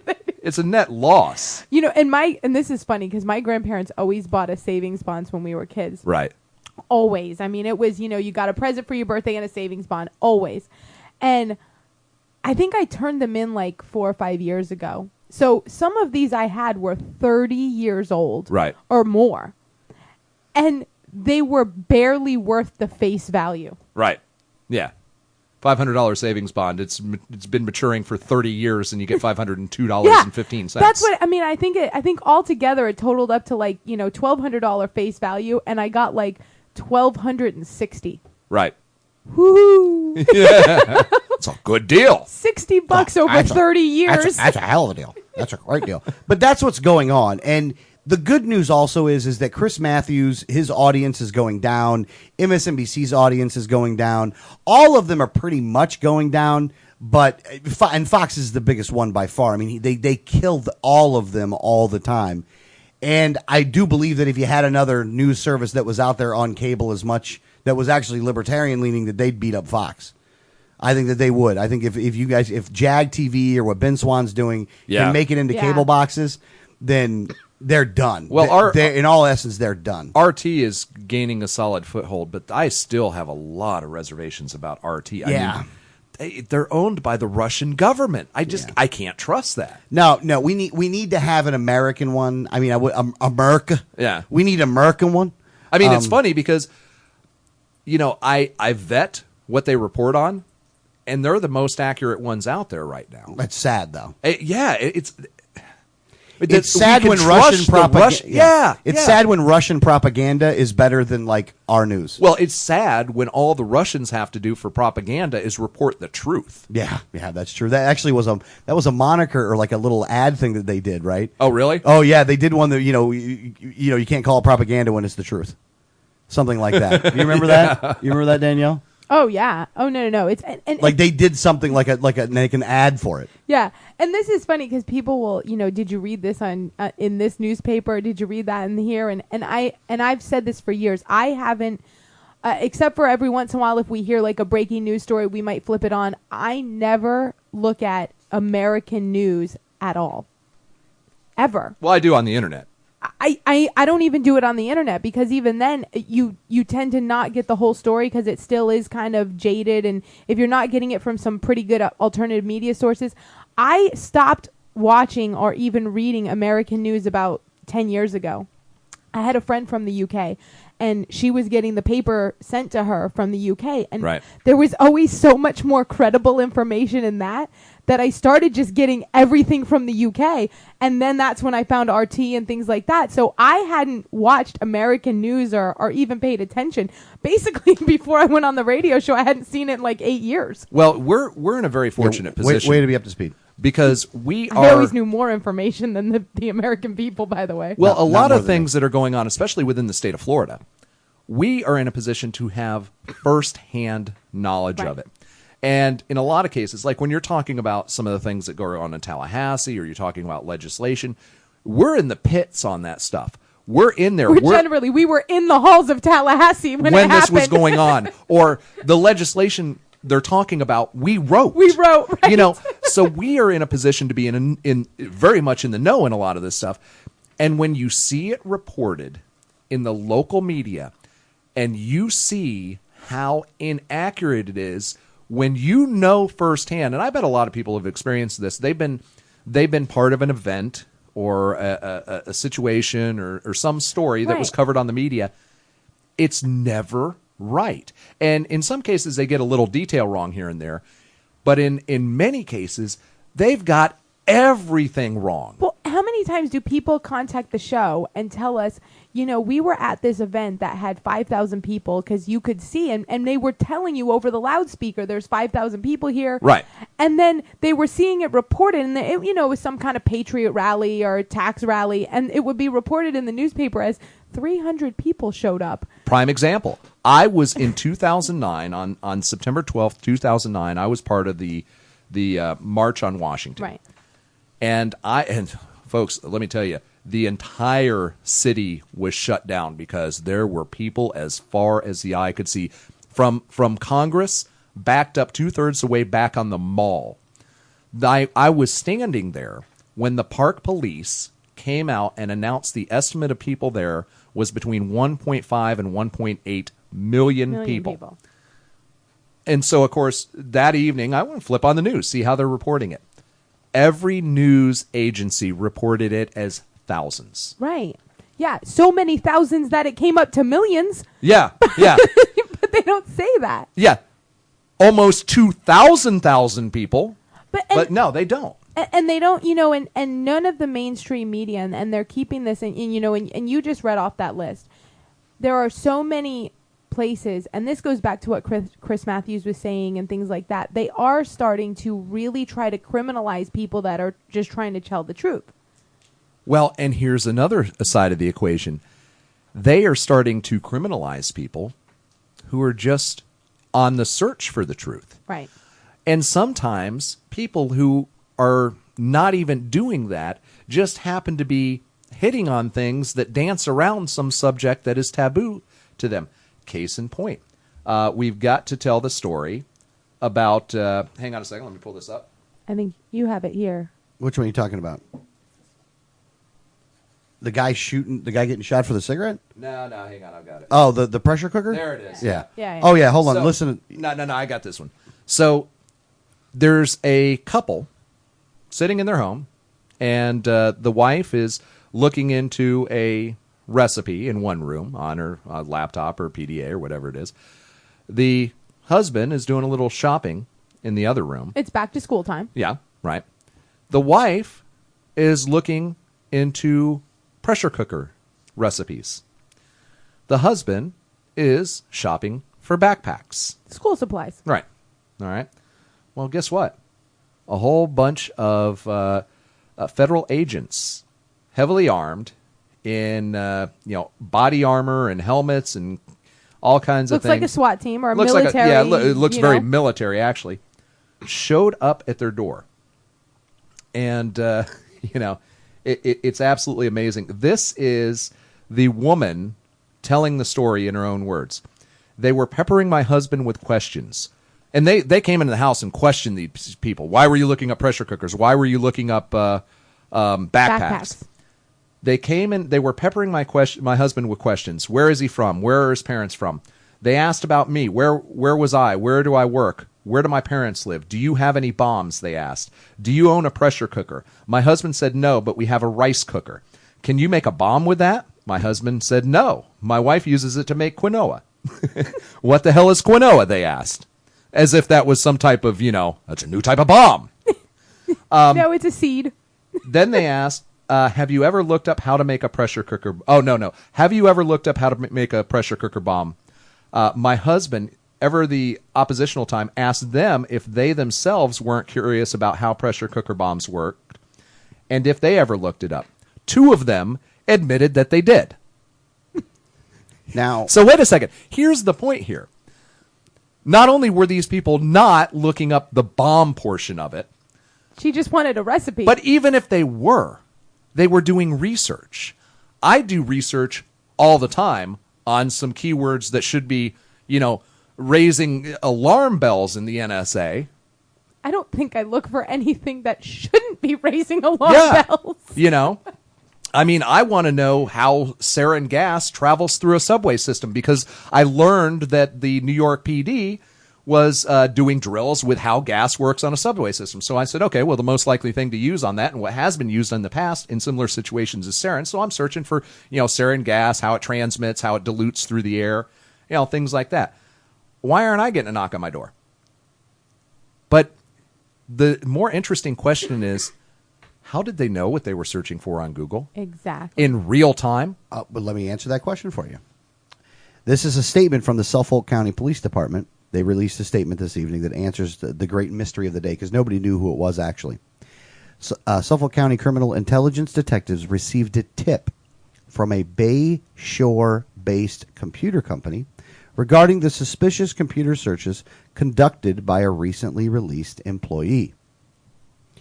The former employee's computer searches took place on this employer's workplace computer.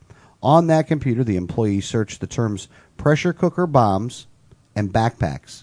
After interviewing the company's representatives, Suffolk County Police Detective visited the subject's homes to ask about the suspicious internet searches.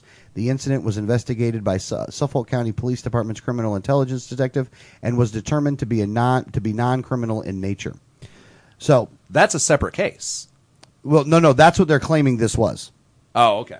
And again, that's what they're claiming. But here's the first question that I have for you, though. If you were going to go and, look for suspicious behavior, would you really need to bring the SWAT team? Like, you can do enough search to know that this is a guy and his wife and his kids. Like, they're not making bombs with the kids there. Well, wait a second. The wife happened to be a member of the alternative media. She has a popular blog. Maybe the husband was a member of a Tea Party group, right? Or maybe I don't know. It doesn't. That maybe doesn't say he in made here. statements about he doesn't like paying taxes. Right. That would be enough to classify him as terrorist. Yeah. That would be enough to have them flagged already in the NSA. Yeah. And again, they've now set up the rules in which you can basically blanket search anybody, go through all of their stuff, and then arrest them and not even need a warrant from a judge. Well, I don't necessarily believe the Suffolk County's police statement there. No, either do I. Especially with the latest revelation from Edward Snowden. He has been just phenomenal. And I have been asked recently, several occasions, whether I thought Snowden was a patriot or a traitor. That guy is a patriot to the nth degree. Yeah. We should be bringing him home and throwing him a parade. Yeah, and now recently, well, I think it was yesterday or the day before, his asylum was approved in Russia. Temporary asylum. Yeah, it's for 1 year. Right. He has temporary asylum for 1 year, and that'll at least give him the ability to seek asylum somewhere else, or to at least travel somewhere else to be able to do that. Well, he can leave the airport.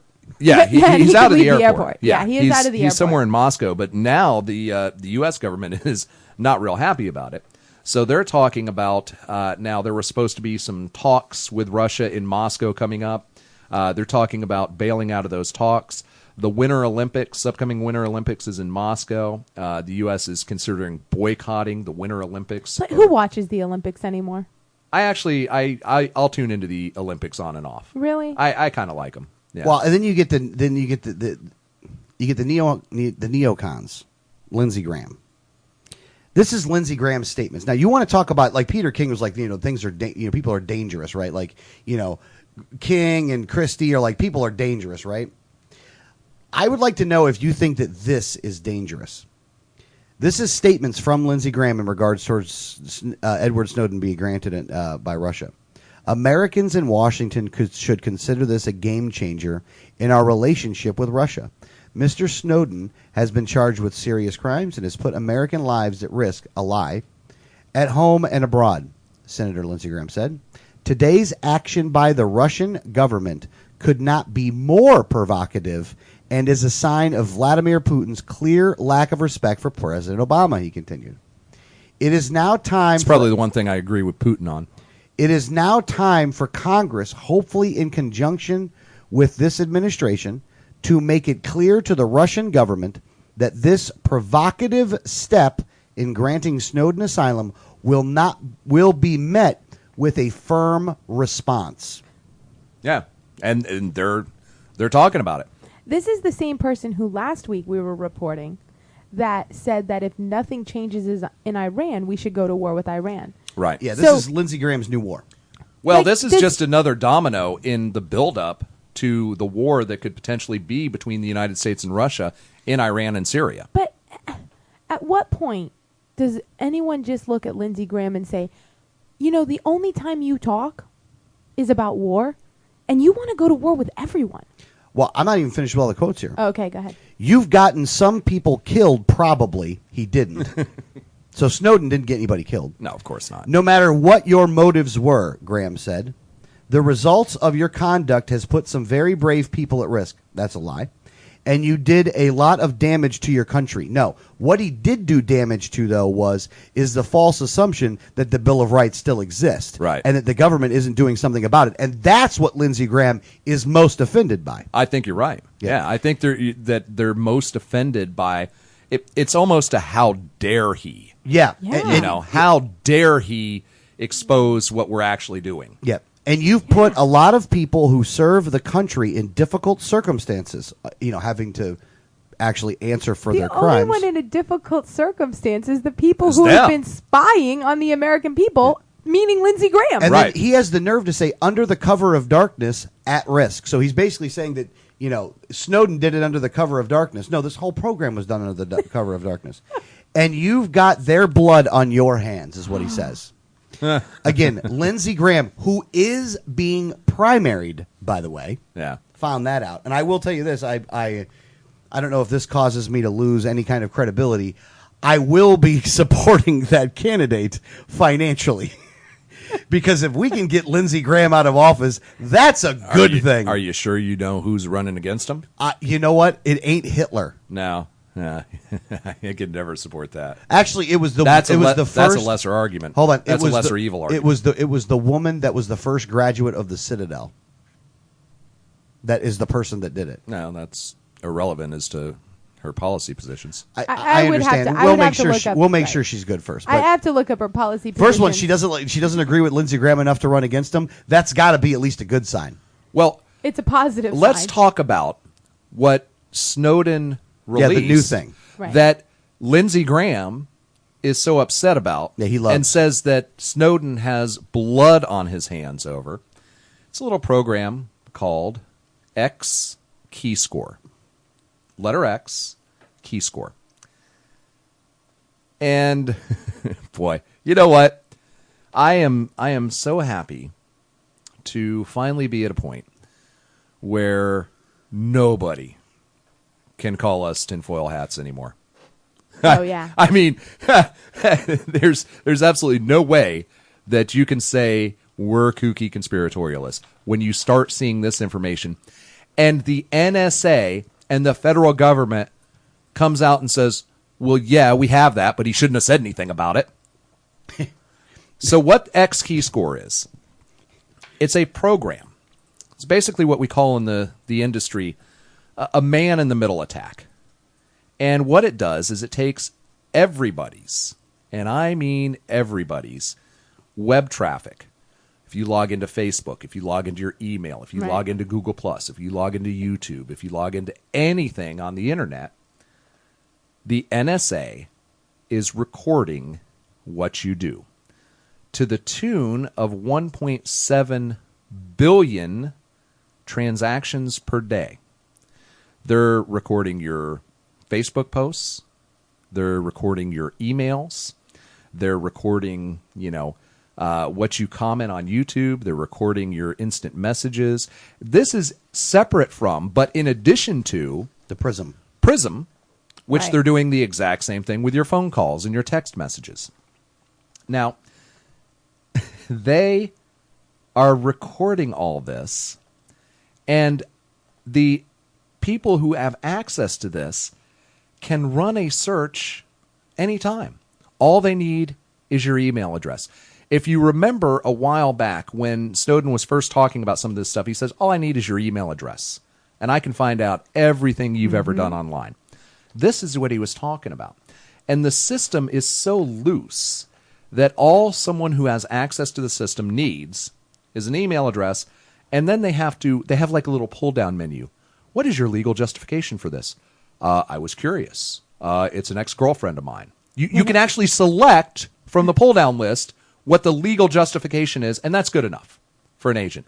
And once they do that, they can go in and just read everything you've ever said online. Privately, publicly, read your emails. They have total access to your internet identity. Now, couple that with what we talked about, with how they think we're all terrorists. Right. You start putting two and two together, and now they have the authority to come and just black bag us in the middle of the night under NDAA. All the pieces of the totalitarian police state are there. Plus, they've armed up to the tune of 2 billion rounds of ammunition and 2,700 tanks and thousands of automatic weapons. What's the deal here? You put all the pieces of the puzzle together, folks, and it ain't good. Now, let me give you another example of this. And this is something that was brought up during the last election. And I know you're not going to think about it until now that I bring it up, you're going to go, oh, yeah, I forgot. We had a candidate locally. I thought the same thing as soon as I Strother heard it. Hammond. He was running for state house against Oh, yeah, Corcoran. I forgot. See, I said it for you. In the interview. I did forget. I know. But now I remember, yeah. In the interview with the newspaper, they brought up things that he wrote in a chat in 2003, not under his name. Right. How did the newspaper get that information? It ain't just good journalism. Honestly, why would they have gotten that much of a deep search on Strother Hammond at the time? From 2003. From 03, Right, from mind 03. you. 03. So this has been going In the on for some 2012 time. race. In a pen name. Yeah. Yeah. So the St. Pete Times knew this, or Tampa Bay Times, whatever. The It fish was, wrap. Yeah, the Tampa Bay Times and had it printed out. Yeah, had it printed out. I think what happens is, and again, I'm only making an assumption here, but I would argue that it might be very true, everything we just talked about. This is being used against people politically. Absolutely. We've already seen it with the Absolutely IRS. that's happening. This is going to continue to happen. So if let's say you're a candidate in 5 years and we haven't changed any of this stuff, and you decide that you want to run for office, at that point you've had enough. You're 5 years too late, but at that point you've had enough. And you go to run, but you said some nasty things about 10 years ago about the government, or maybe you had a girlfriend that posted some naked pictures to you, or you posted a naked picture to a girlfriend like Wiener did. That's coming to you. You're going to own that, and they're going to get it to you. They're going to get it to your competition and to the newspapers at just the right time to tank a campaign, depending if those people are in charge or not, of course. But that's the kind of things that they're doing, and we've only seen proof of it with people like Strother, because look, the Tampa Bay Times, the reporters there are not smart enough to be able to do that. She was an intern. And for the record, she was an intern. For the record, I just want to say that I was searching my memory, and I'm pretty sure that any of the photos that I have, you can't see my face in them. Oh, jeez. I'm pretty sure. Pretty sure. So it should be okay. TMI. No, but I mean, it does. Listen, she was an intern and was pulling up things from 2003, and I mean, I was in the interview with him and kind of put a stop to some of the questioning, but I was amazed at how an intern would have information from a pen name of things that he wrote 9 years earlier. Yeah, that would be some truly amazing research, and if she was actually able to pull that off, she probably should apply at the NSA. Maybe she's working for the NSA. I don't know that. I mean, again, that's what Well, happened. no, she probably got this from an anonymous source. And I'm sure. Somebody mailed it to her with no return address. Yeah. I mean, not to mention, we had another candidate that got arrested. And the reason that the candidate got arrested is because he brandished a gun on his property because people were stealing stuff. And he was arrested. Now, That eventually, surprised me. after the campaign, they dropped all the charges. As soon as the campaign was over, they dropped the charges. Well, look at Nick Finch. Yeah, Oh, no. yeah. I mean, it's that area, by the way. It's that area. It It's might that even have been the same same judge. This is what they do, and this is only, and quite frankly, stuff like that's been going on for a long time. Right. Oh, no, especially in absolutely. local politics. That sort of thing has happened for a long time. But I think now, But now it's gone to the national level. Well, the problem is that the difference between then and now is that the people that are in charge now have so much of a bigger stick of government to use to defend them, to defend anybody from being able to take what's theirs in what they consider to be theirs in government, right? Much more than ever before. So you say it's been going on for quite some time, and while that statement is accurate, it is a little misleading. Well, it's been going on the local level, is what I was saying. No, those guys got the big stick, though. That's true. They've got a bigger stick than they had, and the federal government has You break the law 5 times a day. Everybody does it. I still don't. Well, I know I do. No, people break the law. Because it's unknowingly, because there's so many laws on the books that everybody is breaking some law. I've heard that so many times it's almost cliche. It is cliche. But I would like to know what they are.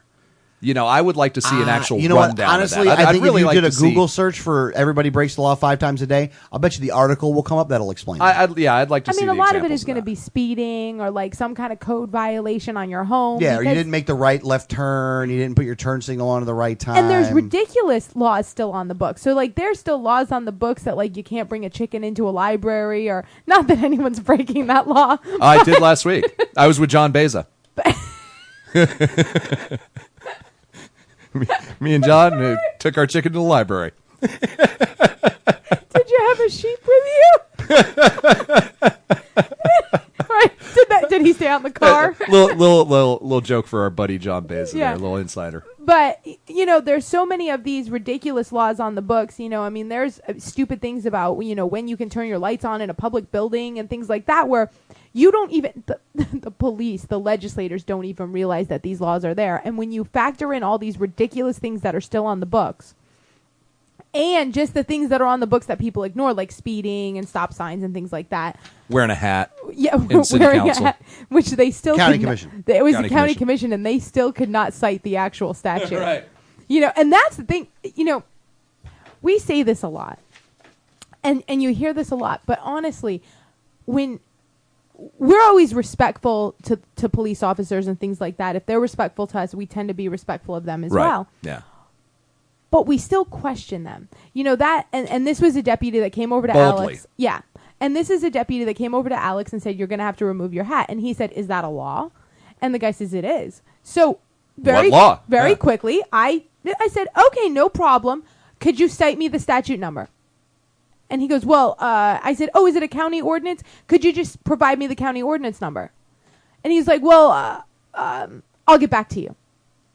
And that's what, I mean, and I was like, okay, no problem. We'll do it. Just tell me where it is. But in all fairness, he came back and said, it's not actually a statute it's not or an actually ordinance. a law. It's just it's a rule within the county commission. Right. So, then he said, you don't have to take your hat off. He's like, you don't really have to do it. So I got to give the guy credit because a lot of law enforcement officers in that case would have just gone all tough guy and said, respect my authority. But a lot of times if you just pose the simple question and don't do it in this mean, aggressive, like I'm not going to listen, just say, no problem. As soon as you cite me the statute, we're totally going to comply. Right. And most of the time they're like, well, and you guys saw that outside the gun buyback. Yeah. Refresh my memory. When you they guys said you're not allowed to do this. And you said, okay, cite the statute that says we're not allowed to do this. And they were like, well, we'll have to get back to you. Oh, you're talking. Yes. I was thinking the gun show. Okay, you're talking about when we went to Hillsborough County. Yeah, I know, because I know how buyback and show sound the same.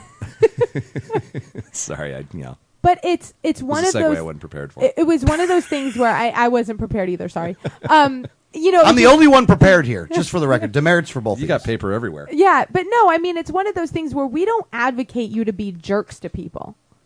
But no, I don't. No, nor do I. In fact, I highly makes 2 out of 3. recommend that you're not a jerk to law enforcement. No. Be polite. Be and polite. respectful. No, I say be polite. But be bold and stand your ground. And be bold. Not in the stand your ground law type of way. Don't do it that way. Do it that way.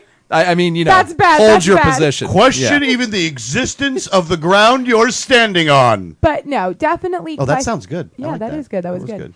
good. But no, definitely question where these things come from. Just because they're a police officer doesn't mean that you have to do everything they say. Don't be a jerk about it. But definitely say, okay, where do you get the authority? Because most of the time when you question them and when you pose that, they back off. Yeah.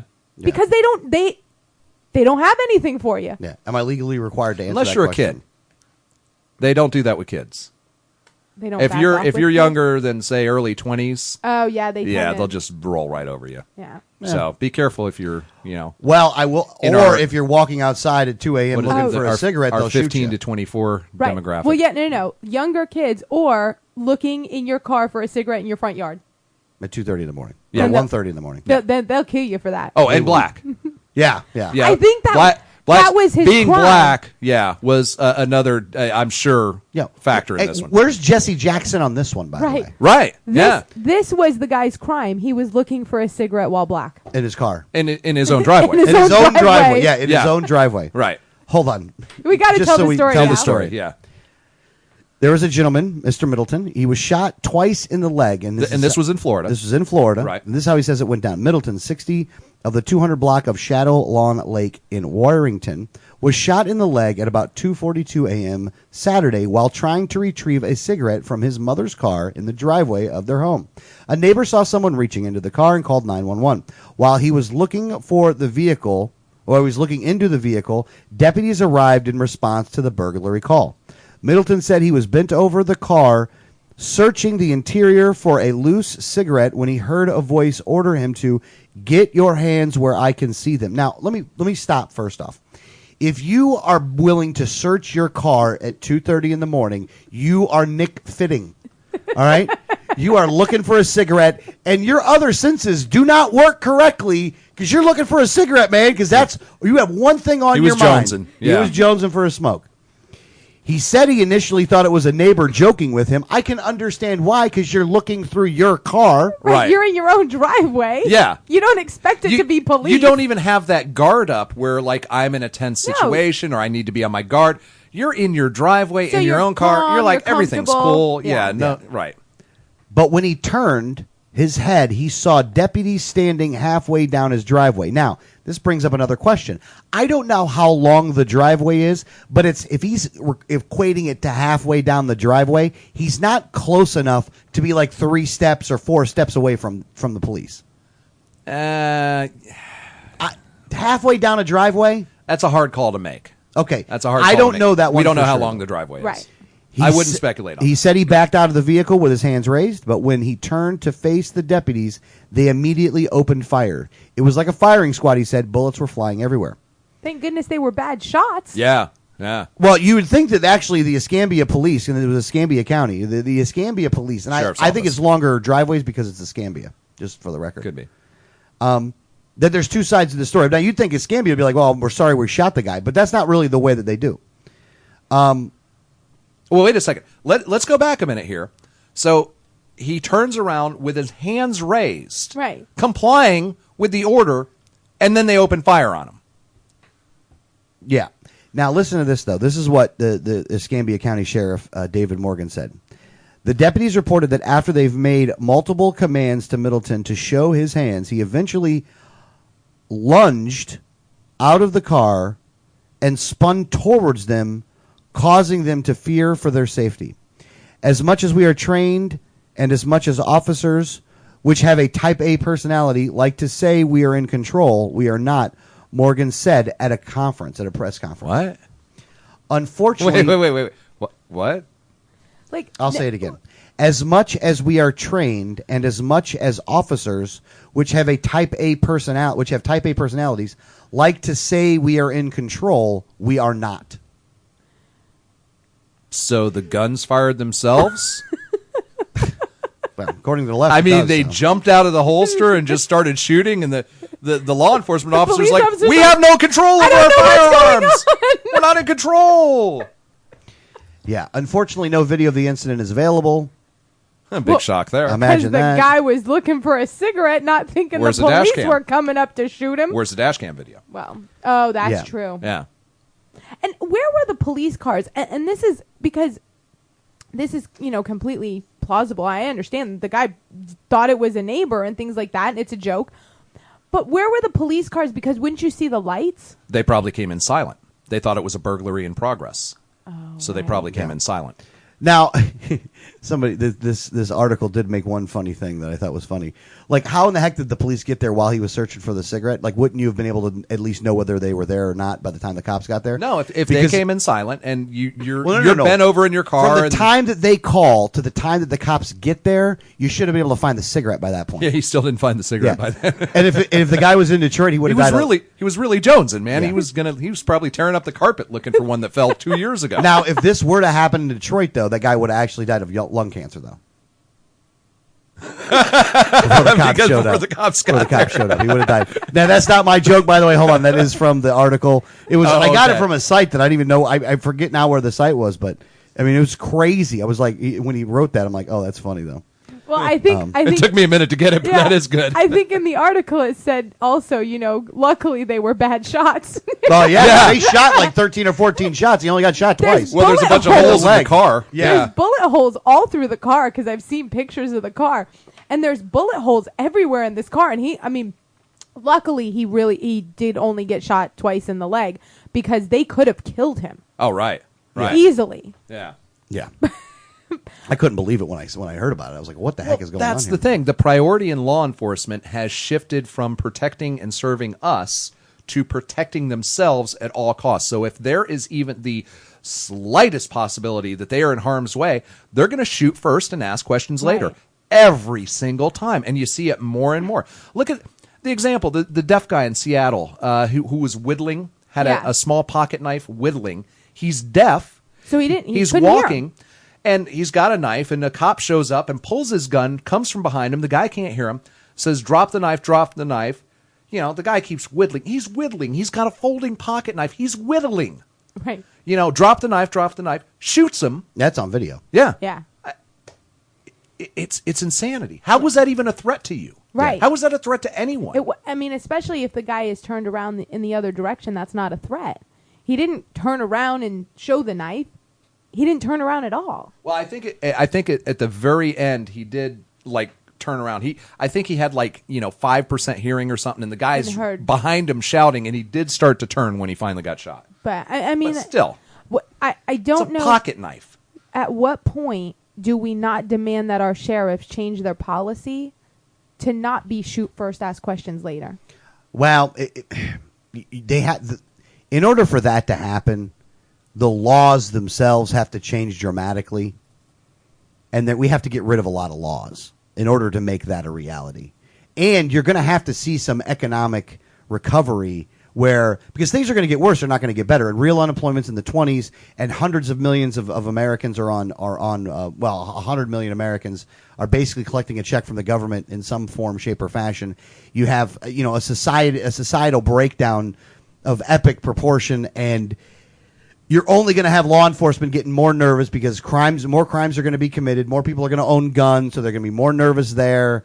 You're going to have people resisting. Nah. So a lot of that is going to be... I think that's only part of it. I think that law enforcement is now being trained to act that way. Oh, absolutely. Absolutely. Absolutely. So. That has become the mantra. It's our safety first, not the public safety, our safety well, first. that was a court case. And not only that is now we're seeing where all of these, all of the states in connection with like the Sandy Hook shooting and other things that have gone on, they're all starting to say, well, we need to look at our gun laws and stuff like that. And then the argument is always like, well, why can't I protect myself? Well, we have the police for that. Well, no, you've already told me we don't have the police for that. They're protecting themselves first. Yeah. So if I can't protect me and they're not going to protect me, right. Who's protecting me? Are you going to station a cop in my house at all times? Because oh God, don't say that out loud. Yeah, don't give them ideas. What is wrong with you? I was being facetious right there. I wasn't making any. Oh, I know you weren't. I know you didn't mean it. In order to provide you the same type of protection that an individual can provide for themselves, that I can provide for my family, they would need to station a cop in my house and have them live there 24 hours and travel with me at all times. But even then, the police officer, and this is a court case, and what we've seen, is there to protect himself first. Right, and has no duty to protect you. Right. Yeah. So, that argument of, well, that's what you have police for is completely inaccurate because that isn't, you've changed the law, so that's not why we have police. You've changed it to where they can kill me and say, oh, sorry, I thought she had something. That's... Yeah, because they never apologize for this stuff. No, I mean, it's just no, they ridiculous. go out of their way to justify it. And again, let me finish it by saying this, is that, look, I think that there's a lot of people that want to enter the police force for good, honest reasons. Yes.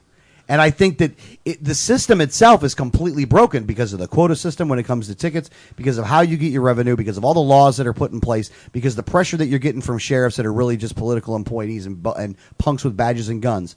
And the pressure that they're getting from other politicians and from state agencies and federal agencies, that it's causing these people to snap, really. And then you have a public that's giving you a hard time because of, well, they should be giving you a hard time, and you don't know what to do. Yeah. There's a lot of factors involved, but the one thing that is absolutely for certain is we are making the transition into that police state. But we do need to take another break, and we're going to be back in just a moment. You're listening to Liberty Underground on the 1787 Radio Network.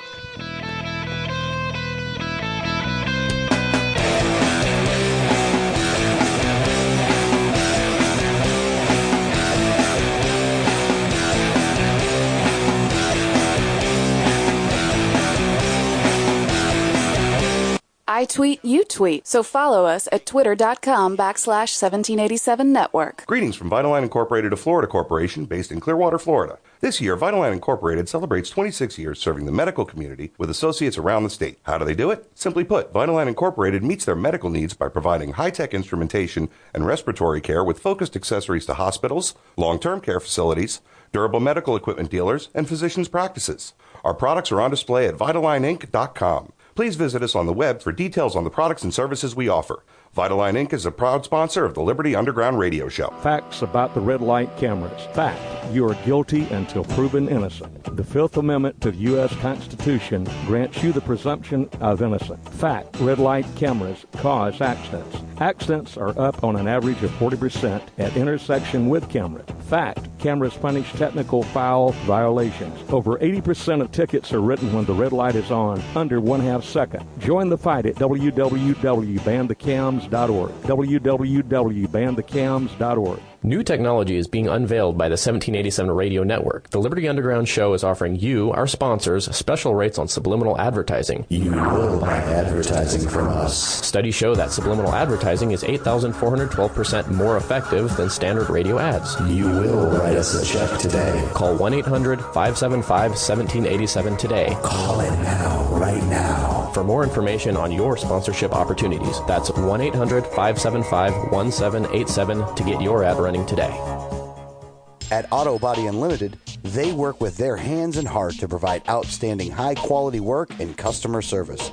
They specialize in European automobile collision repair work and refinish. At Auto Body Unlimited, they bring your car up to manufacturer standards, or they will buy your car back. They have dedicated equipment and use the same processes and paint that you would get from the factory. At Auto Body Unlimited, they don't work for the insurance company, they work for you. Auto Body Unlimited is located at 1300 Sunset Point Road in Clearwater.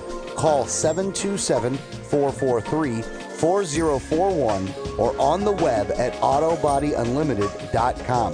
Visit Auto Body Unlimited for all of your repair needs. They work for you. You know Going Postal offers shipping with UPS, FedEx, and DHL International, and they're a full-service post office. And Going Postal is not just your one-stop shop for shipping. They offer copying, laminating, faxing, packaging, and they even have a notary public service. Visit our friends at Going Postal at the following convenient locations: Palm Harbor at the corner of Tampa Road and County Road 1 in the Sweet Bay Plaza, St. Pete on 66th Street just south of Tyrone Boulevard near Publix, and be sure to visit their newest location at 35595 US 19 North at Alderman Road next to Publix in Palm Harbor. You know the system is broken and you hear over and over again about the issues. Are you tired of attending monthly meetings, hearing about the problems, but never hearing about the solutions? Do you want to know how to be effective as an activist? The Neighborhood Project is a step-by-step plan on how you can restore the Republic, starting in your own community. This book was written to show you as an individual how to obtain and keep real political power in your own neighborhood and how this method is vital to restoring honest leadership at every level of government. This book is not reinventing the wheel. It is to show you how to pick up the wheel and use it. Go to 1787network.com and click on the Neighborhood Project logo to pre-order the book before our February 8th release. All pre-orders also include the Neighborhood Project workbook for free. The Neighborhood Project, your way to restore the Republic. Liberty starts with a like. Facebook.com/Liberty Underground.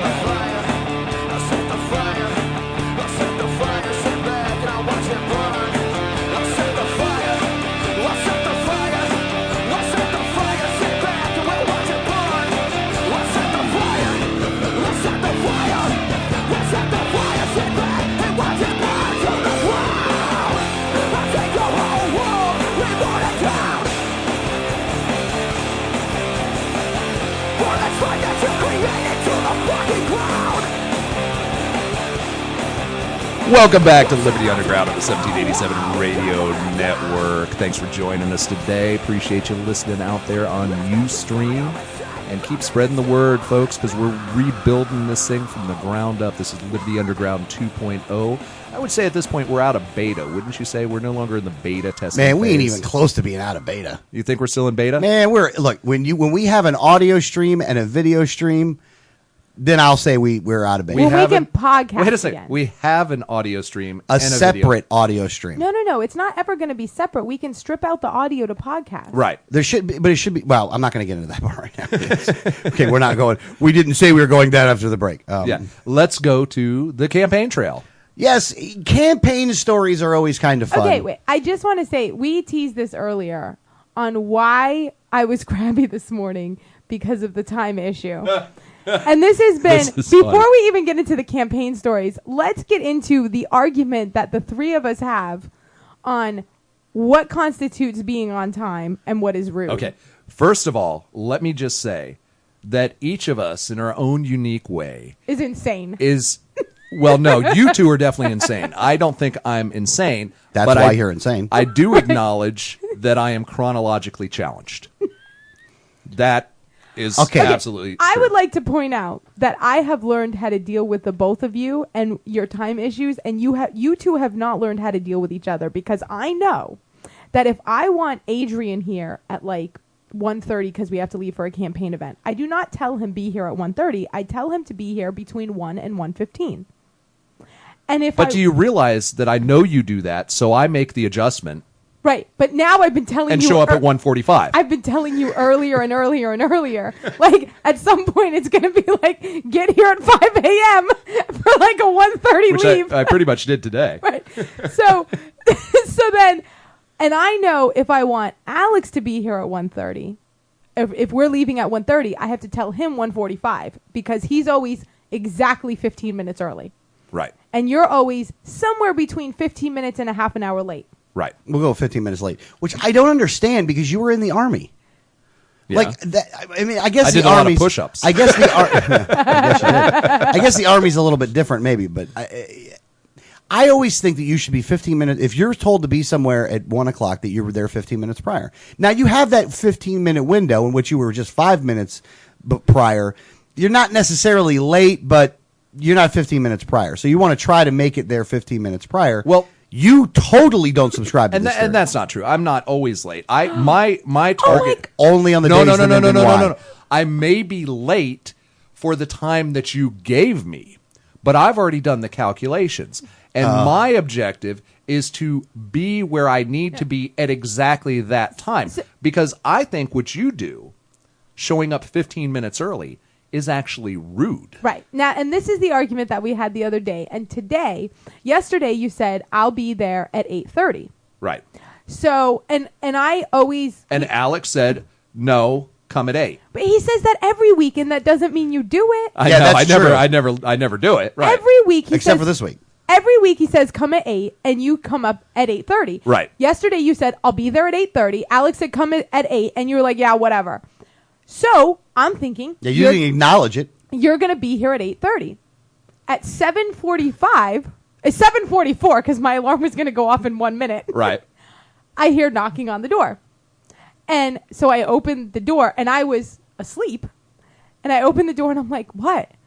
And then I go in, and you're like, I'm here for the show. And I was like, you're really early. And you're like, see, it is rude to be there 15 minutes early. But you were not 15 minutes early. You were 45 minutes early. No, I was 15 minutes early for the time. You didn't acknowledge the 8 o'clock as an acceptable time. Right. Well, I don't find it to be an acceptable time. Well, but if you then didn't acknowledge 8:30 it, then you was the can't time. say that you're on But time. you should have been prepared. If you said be here at 8 o'clock, that would infer that you would be prepared at 8 o'clock. And by your own rules, that means you should be expecting to be prepared at 7:45. You did not agree You to didn't the agree 8 to the o'clock. 8 You o'clock. agreed Doesn't matter. to 8:30. It doesn't matter. No, it totally by matters. Your standards, You didn't agree to the 8 By your o'clock. standards, Okay. what I did was perfectly appropriate. No. Now, hang on a second. No, I don't have a problem with it. I was glad you were here early. I wasn't. Yeah, actually, yeah, you were kind of cool. You were like, oh, cool. Adrian's here. And I was That means like, we'll get the mics up and running. Yeah, We'll get everything going yeah. good. And today we have a good show I going. literally opened the door and was like, what? Yeah, that's bad on your Let me part. explain. Yeah, you were not happy with me. I wasn't happy with anyone Let me at that explain point. why I wanted to make that point, because on Wednesday, you guys actually came to my house, and we had a set time. I think it was, what was it, 2:30 or 1:30? It was 2:15. 2:15, whatever. And we got said. there at exactly 2:00. Right. I'm still getting dressed. Oh, you were dressed. You didn't have shoes on. I didn't have my tie on. You know, I was still in the process of dressing. Who puts their shoes and socks on last, by the way? But that's a whole Most different people. thing. Oh, You're really? insane in the way you get dressed. You put your shoes on before your pants? Yeah, actually, when it comes to suits, I actually have a certain set way in which I go about it. You put your shoes on. I understand socks. Socks, you know, sometimes I put my socks on before my pants, or my pants on then my socks. Depends on the socks. If they're like really high ones, you don't have, you know. Yeah. But your shoes? Do you want me to give you the entire order of how it works? Enlighten me, please. Insanity. Okay. Yeah. So the first Well, I'm thing, glad we could segue to Alex's insanity. Yeah. all right. So the first thing I do is I put my underwear on. You know what I'm saying? Then I put my undershirt. You know that you're going to wear your Which white this undershirt all makes on. sense so far. Yeah, I'm with you there. That's about the same order I do things in. Then I put my socks on. Then I put my shoes on. No. The shoes are just wrong. Why do you put your shoes on before you pants? Don't you, like, catch the heel on your pants? No, never. Never. I never have a problem. You wear dress pants. When you wear dress pants, you don't have a problem like that. Like No, if I was wearing here's the thing, I wouldn't do this if I was wearing like jeans. Only when I wear like a suit. That's the only time I do this is when I wear a suit. Why? What's the purpose of it? Well, one, I like to put the shoes on first because I like to put the pants on then, and then I don't have to go back down there. Like I don't have to go back down and This is how we have found out about You're the completely insanity. insane. Because Well, I wasn't finished either. Sometimes I put my dress clothes in with his when we travel, and then we'll just separate them out that morning, and and things. But so that we don't have to take so many bags. Oh, God, please I'm don't not get going started back on into the bag bags. story. Please don't. But no, so that we don't no have to take bags. so many bags, because we take a lot of like campaign stuff or like big boxes of other things, I try to combine it into. So the garment bag generally has my clothes and his clothes. Actually, sometimes mine, too. And Because if sometimes there's yours, room in too. your garment bag, I'll say, oh, I don't need my bag here. I'll just throw it in yours. So sometimes all three. oh, but let's not talk about the advantages that you have for the bags, huh? So sometimes there's all three. I'm not arguing that you were the bag master. But I had at one point, like, I ended up with your backpack somewhere. We were, and that was, I think it was when we were on our way to Tallahassee, and everybody's in a room, and then you had to call me, and you were like, I need my shoes. And I'm like, well, I gave you your suit is in your room. I'll bring the backpack over in a minute, because it only had his shoes in it. And Well, he's wait like, a second. I can't get dressed until you bring my shoes. Yeah, he would have had to come over in his underwear because he has to put his shoes on before his pants. And I bet you, hang on a second, I bet you that your OCD, your, monk-like insanity. Home. No, not that monk, the monk on TV. Don't point at me. Give me a demerit. I don't care. That's 10 demerits. You made me lose my train of thought. Your OCD. Yeah, I lost it. No, so I'll tell you where this came from, though. I know exactly where the origins of this came Where from. the oranges are? Yeah, where the oranges are too. I know where those are too. The origins of this actually happened in high school. where you had to have shoes on before pants? No, it's that when I would put on my, I had a uniform when I was in high school. When I had to put the uniform on, I put those on first. I remember doing it right from then, and it was the same way from then on. When I was in the Marine Corps, I did the same thing. But he had to call me because What's the benefit, though? There's absolutely no benefit, and there's a lot of downside to doing that. I do spend a little bit of time sometimes, like if I'm by myself, like I spend some time in my underwear with the shoes on, and I can walk around, And then, I don't have to, because, I want to make sure that there's no, little dirty parts on my feet or anything like that, so it's a lot easier to do it that way. It's a little insane. I'll go with that. It's a little insane. We've completely got off topic of the whole, we show up at your house and you didn't have shoes on. Yeah. And this is better. I know. Okay, so when you showed up 15 minutes early, and I wasn't prepared because I was expecting you 15 minutes later, and the way I operate is you do things at the time. Right. So I actually, when you guys came over, I said, you see, that is actually rude. So because now I got to come down, answer the door, and go back and find my shoes, and stuff like that. It's not a big deal. It's you guys. You guys are like family, but still, under normal circumstances, showing up for a business appointment 15 minutes early, I think, is rude because, the person is not prepared to see you. They may have another meeting or they had to finish up something and they needed up until that time. So I think that 15-minute buffer is inappropriate. No, and I completely disagree with you on that because and I was in a position with several different companies where I did the hiring, and if someone showed up right on time, I would actually look at that person as someone maybe not to hire because it didn't seem like they were interested enough in the job to be there and be prepared. Now see, if someone showed up 15 minutes earlier, if I was interviewing, I would actually count that negatively against them. I really would. So if you're out there in radio land and you're wondering what to do on a job interview, don't do either of those things. No, I would show up 15 minutes early. Well, yeah, but you're insane. I we've look already at established. I look at it as they were here and prepared. You tell them to put their shoes on first and then put their pants on and rip their pants If in they the choose, process. but hold on, no. Again, that's a straw man because I've never ripped my pants in the process of doing that. You've just laid out a straw man. I have had scenarios where I've had my shoes on, and I don't know how it happened, but I had my shoes on and tried to put a pair of pants on. You were probably drunk. The possibility exists, but I neither confirm nor deny that. But I always catch my shoes on my pants. So you're either going to rip out the inseam or you're going to, if it has a cuff on the bottom or something, you're going to rip that out. Yeah, I mean, I have heels, so there's no way that I could put you're my definitely shoes gonna catch on it on before my pants because that would catch. But so back to the reason of the story. Now, I like the shoe story better. we went to a campaign event. Two of them. Oh, that was a long way around the barn. Yeah. so we had. Are we done with the 15-minute buffer? Well, I mean, which, by the way, we arrived at the campaign event exactly on time in both cases. Right, and we did, and that's fine. No, we were 5 minutes late, but that's okay.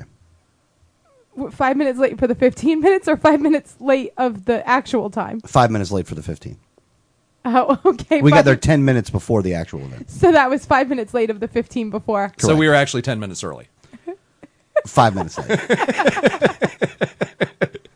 It's amazing we get anywhere within an hour of the specified time frame. Well, and we had this, and we were going. Second event, we were exactly on time because I planned that one. We were going to. You left the first event at the scheduled time, right, guy. What's the deal? Okay. That was my plan. Oh, to leave the first event at the scheduled time. Time in between two events, that's a whole different scenario, by the way. So we actually had this argument. We were leaving from Palm Harbor, going over to Frostproof. And this argument about the time lasted almost the entire drive. That's true. Well, it's an impasse. Well, you're wrong. I'm not wrong. Do you not understand the insanity of it? If you want someone to be somewhere at a specific time, you expect them to be there at that time. No, I expect them to be there 15 minutes early. Then why don't you just schedule the event 15 minutes earlier? No, because here's the thing. If someone is running late, they still end up making it at least the time that we need them there. Like if you were to hit something in the road like traffic or something that slowed you down, which happens to me occasionally, and I'm late. Right. Yeah, you wouldn't be late if you do it 15 minutes prior. But I also like being late on occasion because it allows you to make an entrance. Yeah, in fact, and I don't like that. Yeah, I hate that. I hate that. I kind of actually want to always be 5 minutes late now because I've gone to a couple of events and was a few minutes late and they had already started and everyone's already seated and the introductory speaker is already up there. And when I've walked into the room, I get a round of the applause for walking into the room. That's pretty cool.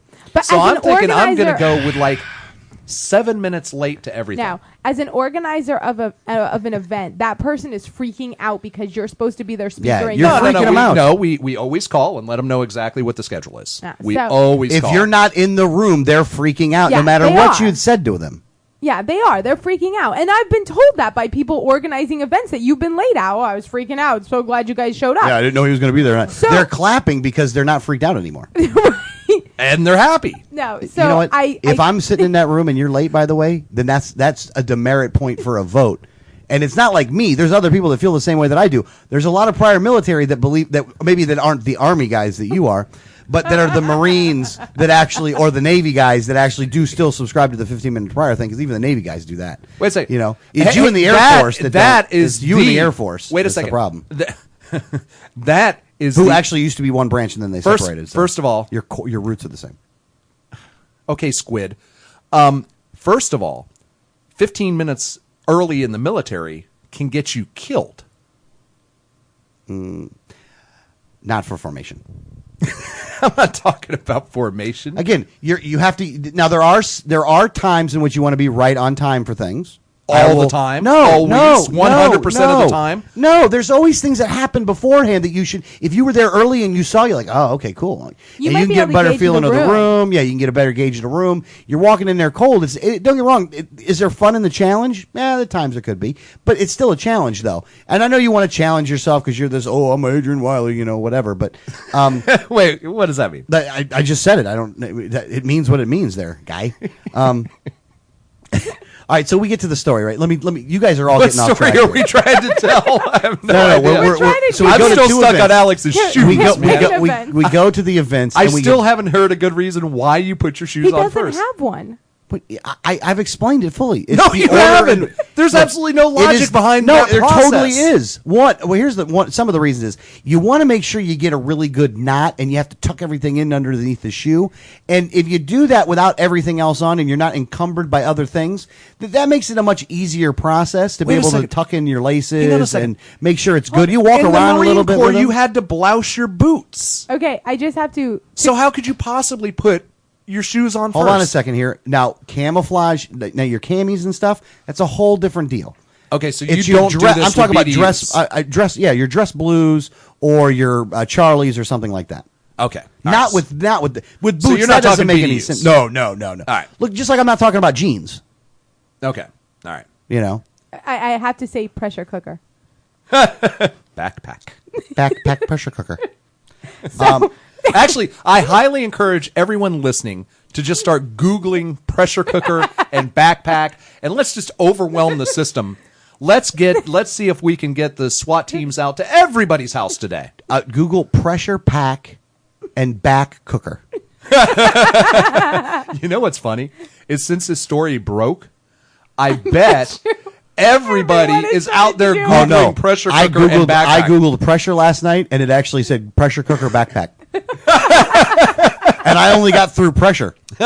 there you go. So you know where it's at. So this whole fight love people. about the time and People are everything awesome. is we were on our way to a campaign event, and thank you, Joe Tay Thompson, for putting on two really great events, Great yeah. events.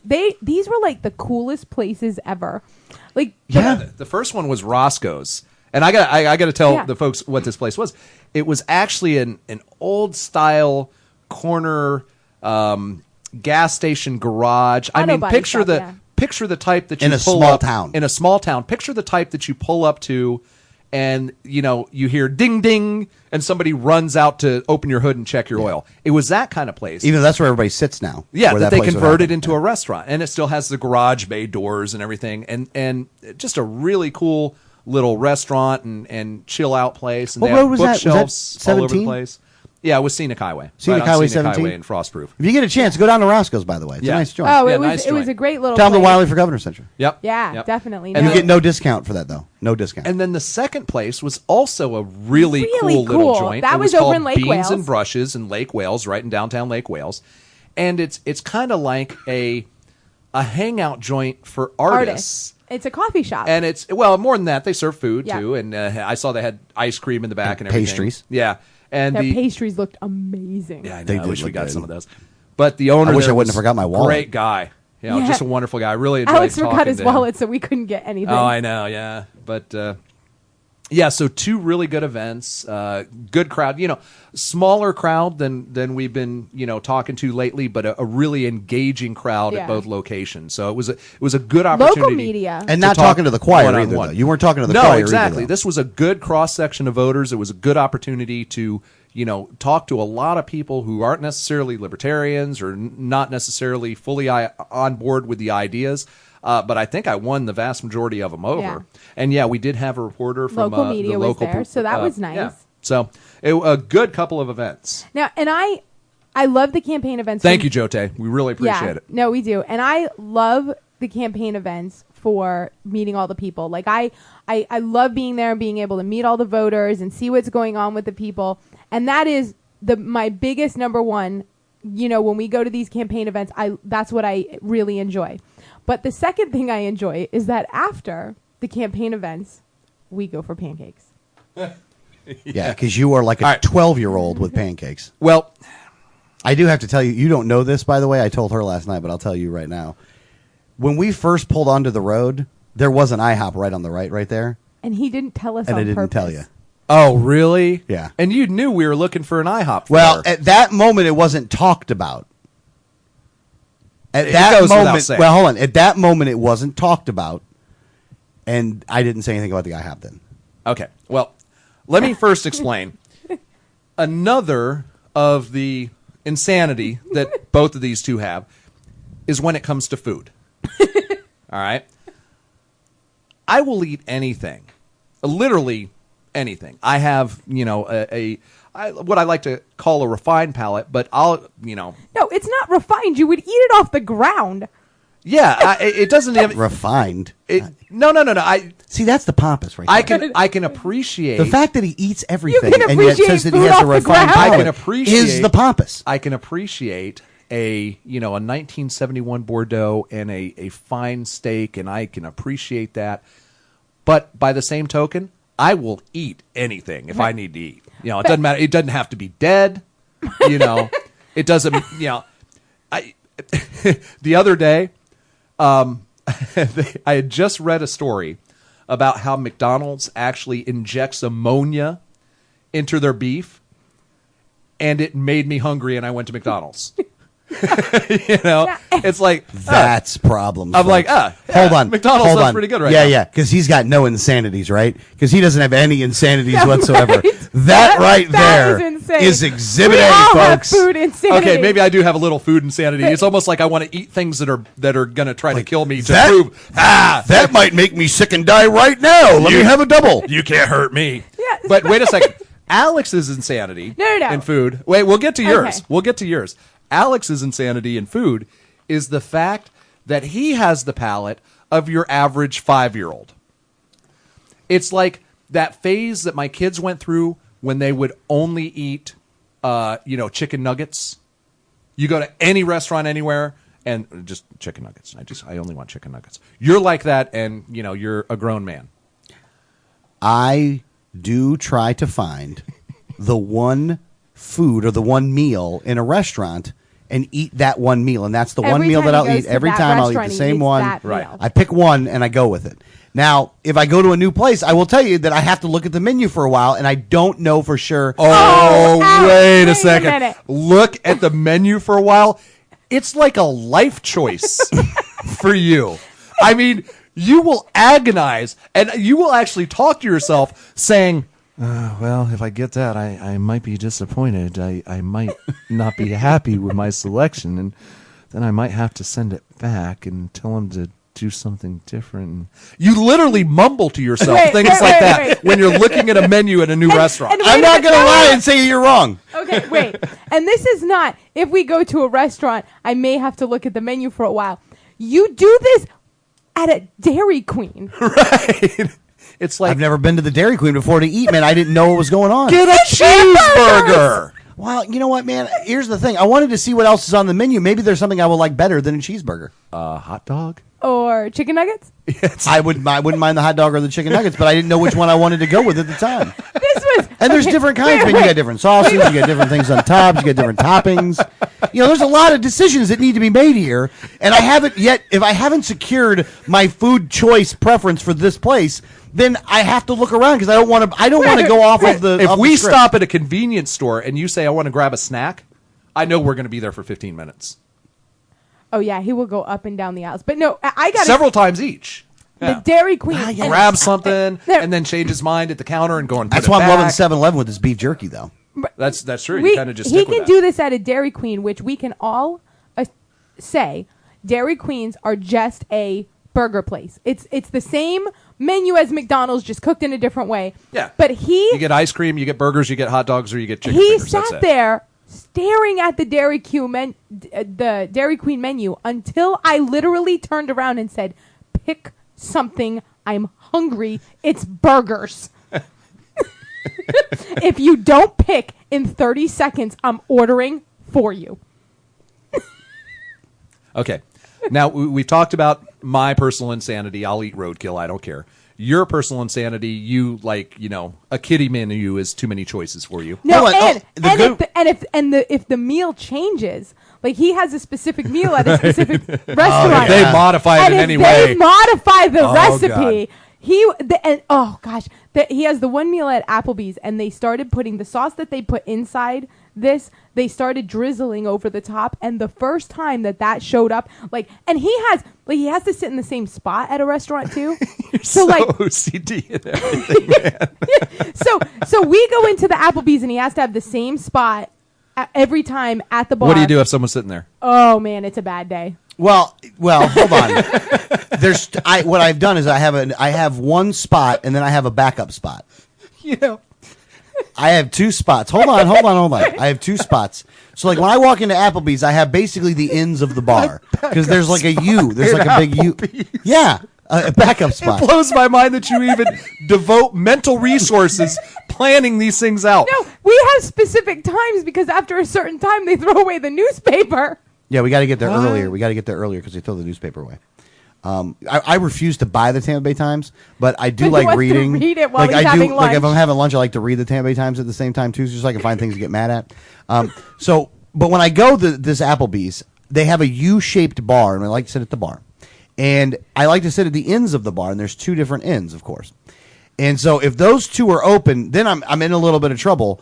But yesterday was actually a good day because we did go there yesterday, and the end was open, and there were like 5 spots open.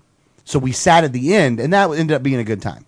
But if he's used to a server, there is sometimes where his spot is taken, the server is different, and then they bring out the meal and it has sauce drizzled on top, and he's like, nightmare. What is this? You're like Jack Nicholson in As Good as It Gets. Yes, that is exactly the way he is. Yeah. All right, so we go to this place, right? And they do have a new server there because with the other guy, I like to get to the point with a server where I actually don't have to say anything, and they tell me what I've been ordering the whole time. And I go, yeah, I get that. And then they just get that. So they already know what's going on. So I don't have to explain to them what it is that I want to eat. So, because God forbid you would have to actually order your meal. Well, I want some. Look, if I'm ordering the same thing, then I just want the same thing. And he orders it, because now that they put the drizzle sauce on the top, he's got to remember to say, don't drizzle it on the top, but I still want it on the inside. Because if he says no sauce, they don't give him any, not even on the inside. Yeah. So I got to be a little bit more specific, which I shouldn't have to be because I initially didn't ask for anything special, and I liked what they gave me. That I didn't leave the menu. The menu left me. The menu left me. What is the real difference whether the sauce is on the outside or the inside? Well, with this specific... Well, I'll tell you. I will tell you. With this specific Once again, meal, folks, this is not a bit. This is not shtick. This is life This is with all Alex. real. Yeah, this is all real. Let me explain why. Okay. When you order the chicken wontons at Applebee's, and if they put the sauce Proud on the sponsor of the outside... Liberty Underground show, or you could be. If they put it on the outside of it or all over top of it, then the teriyaki sauce that they use is a very thick teriyaki sauce, and it overpowers the entire rest of the meal. If you stick it on the inside, it actually works. Like it doesn't overpower everything else because they put coleslaw on the chicken wonton tacos at Applebee's. It's the same quantity of sauce. No, it's more. Nah, it's more, and it's on the outside of it too. Like the little chicken wontons. Messy. Yeah, the little chicken wontons are you got to grab from the outside to eat them, right? And if you put the drizzle on the outside, then you get drizzle all over your hands. We've gotten to the point at Applebee's where my plate has to be in a certain direction because he likes what I get the pub pretzels, and it has this beer cheese sauce. But he likes to dip stuff in that. So if I have it on the opposite side that's not facing him, then he'll be like, can you spin that around? Yeah. Well, you're not going to have it all. It's a very good dipping sauce. It doesn't come with the wonton tacos, but you have it in yours, and you don't use all of yours. So if I can dip my taco into that and get a little extra flavor, that's a good time. Just stop before I have an aneurysm here. So, all right, hang on. I can't talk about your food insanity anymore. I'm answering questions here, folks. I'm answering questions. We have to move on to Danielle's. Your food insanity. Now, which is a whole separate insanity. It is totally a separate insanity. Now, let me set this up first. Some of it is not necessarily your fault because you're allergic to... I'm allergic to seafood, and I'm a vegetarian. I think you're allergic to protein, Well, I'm a vegetarian, but I'm allergic probably to seafood. Allergic to the entire scope of food, is what it boils down to. And so allergic to seafood... Vegetarian, allergic. Aren't you allergic to some other stuff too? No, not just any food-wise. Seafood, shellfish. Any seafood or shellfish. Okay, and you don't eat meat. And I don't eat meat. Okay, so we have to find places for Danielle that doesn't cook their food in with seafood, right? Because that can be obviously a problem. Serve something on the menu that has no meat. That is not just your, I'll have some French fries. Right, because a lot of times I end up with just French fries. Right, yeah. So what has happened is Danielle happens to have a very unnatural fetish for pancakes. Yeah, that's a good way of putting it. I would classify it as a good way fetish. Of putting it. Yeah, we actually, when we pass an IHOP sign, we call it Danielle's porn. But they made those big billboards up in Ocala. You guys are like, is that porn for you? Yeah. Do you like the IHOP? How's the pancakes? So, they look pretty. It's funny because we've come to we go to IHOPs a lot. Because I don't care. I'll eat anything on an IHOP menu. And I found a meal I like. Alex has a meal that he'll like. And what is it? The butterscotch pancakes? No. Oh, no, it's the waffles. No. It's French toast. It's basically French toast, but they call it brioche or something like that. And it has because they're so highfalutin at the IHOP. Yeah, right. So and it has this strawberry sauce on it, and then it has strawberries and blueberries, and it's topped with whipped cream. It's actually, I would argue that this is more of a snack than it is a meal. It's like a dessert. It's like a dessert. It's not like a. It's not like a. It's got whipped cream on it. You know what I'm saying? I mean, like it's fun. Well, Go ahead. I like pancakes, and I really like pancakes. But what happens is I get because we don't get to stop at a lot. We stop a lot after campaign events for pancakes, but other than those events. Nobody shares in my excitement for pancakes. Oh, and it is You're excitement. Like a 13-year-old at a Hanson concert. If we leave somewhere and I say, if we see an IHOP, we'll stop there. She'll start jumping up and down and clapping, yay! Yippee, yippee, yippee. Okay, there may be a little bit of that going on. Yeah. A little bit of that going on. I think we're downplaying it. Yeah, we might be. Well, and then, and IHOP runs specials on pancakes, and now, because we get the email newsletter, I know what special is going to be Now, we there. got the email newsletter because we signed up for the Wi-Fi there, and it requires that you put your email address in. Which is kind of a slick move on their part. I'll give it. Look, if they give us Wi-Fi there, that's what you got to do. And I like IHOP personally because they have a lot of things that they pour gravy on. And you're a gravy addict. I like gravy, and quite frankly, if they had like a ladle of gravy in a shot glass, I'd probably be good. All right, so we get a little toast to chase it down with. All right, or something. so we get to this IHOP last night. Well, we will travel. Wait, and listen, I don't. The campaign doesn't. We don't have money to pay people or anything like that. So one of the pleasures of being the campaign manager is that after an event, we can stop for pancakes. Yeah, and you're have actually pancake breakfast. your only compensation is occasional pancakes.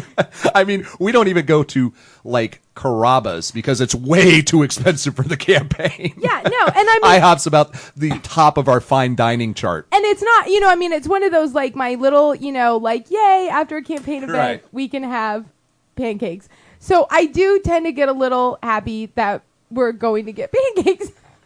And I always know the special, so then I'm like, oh, which one? Am I going to have the tiramisu pancakes? Or am I going to have the Nutty Graham banana pancakes with the marshmallow? And I get really excited. Or the jelly donut pancakes. Or the jelly donut pancakes, which is what I went with this last time. And so I get very excited. And so we will go out of our way to find an IHOP. So, like, when we were in Georgia, we actually drove like 7 miles off the interstate. Yeah, we did. To go to an IHOP. Yeah, we did. But so we found an IHOP. And you know what? If you're an IHOP, you should be closer to interstates, by the way. Because we travel a lot of interstates that do not have IHOPs off of the exits. So just actually, I think, didn't you propose a law that there should be? Propose a law. I think you proposed a law that said there should be an IHOP at every exit. The free market Statist. should demand. No, you didn't say the free market. You wanted to pass a law. After exits. Back me up on that one. No, I did not propose a law. You proposed a law. No, it wasn't a law. It's not even an ordinance. I just think that I think you added it to my platform. More people should demand IHOPs at exits. If elected, we will have IHOPs on every corner, America. I think you would win votes. I have a dream. Jelly donut pancakes in every household in America. A pancake in every pot. If you don't have syrup, you're a communist. No, and I'm not big on syrup, actually. Well, when you get tiramisu pancakes, all right, so we really don't need the syrup. All right, so Wednesday night we get to this joint, right? Now, when we go into this IHOP, it's probably like 11 o'clock. It's on 60 and 19, basically. That's the nearest intersection. There's one other couple in this place, right? Or not couple, but these two women. Two women. Two women. Who had eaten already. They were finished. They were just yeah. So sipping the their waitress coffee. comes over, and we deal with the waitress, but she's not even like a very good waitress. No. Like, she's not attentive to... Wait, and again, we're She the seems only people in there. Yeah. We get in there, and the first thing she says is, table or booth. And now I start smiling, because I know Alex is going to want a booth. But the booths in IHOP have another one of my obsessions, bouncy seats. They are very springy. It does seem that IHOP booths are always very springy. So I actually think that now has to do with the weight of the people that go in there, and they want to be able to make sure they get out of the tables. That's probably true. So she says, table or booth, and I smile, and I don't look at anyone so that nobody understands what I'm up to. And Alex goes, a booth. Because I like booths. I'm a booth guy. And I'm like, and all of a sudden, I do my little yay clap, because I know in the booth is a bouncy seat. Yeah. And since you're already bouncing because of your excitement for pancakes, this is kind of like, I don't know, giving a kid crack and putting them on a trampoline, basically. The bouncy That's seats. a good way of putting it. Yeah. Bouncy seats at IHOP are like a trampoline from my butt. And it turns her into a 4-year-old. It does. And she'll sit there and bounce. I'm trying to put crayons in her hand. Just color on the placemat. Yeah. Stop bouncing. Yeah.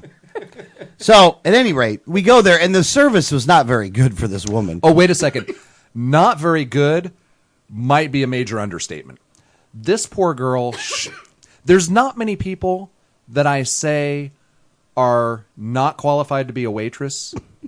This poor girl was not qualified to be a waitress at IHOP. Yeah. She didn't have the capacity to do the job. Yeah. No, she didn't. And poor thing, but and it started, and I didn't say anything because I wanted the pancakes. She was too busy bouncing. That have the marshmallow, and she goes, so I want the banana nut graham pancakes. Marshmallow concoction. And she goes, we have everything to make that. And she stops, and I'm looking like, yay! And she goes, but it won't come with the marshmallow topping. And So you don't have everything. I automatically think, well, then you in fact do not have everything. But I didn't say anything because I'm like, well, maybe she didn't mean it that way. Maybe she didn't mean it to sound so stupid. So I didn't say anything, and I said, oh, all right, well, I wanted it for the marshmallow stuff. Because why would I order those pancakes without marshmallow fluff topping? So I ordered the jelly donut pancakes. Which, it is just dessert with you guys. You guys just eat dessert. Well, I don't like the jelly donut pancakes, to be honest with you. They're not because you tried to bite. You were like, that was horrible. I tried to bite too. They were They're not good. I don't like them. I don't like them at all. But at any rate, so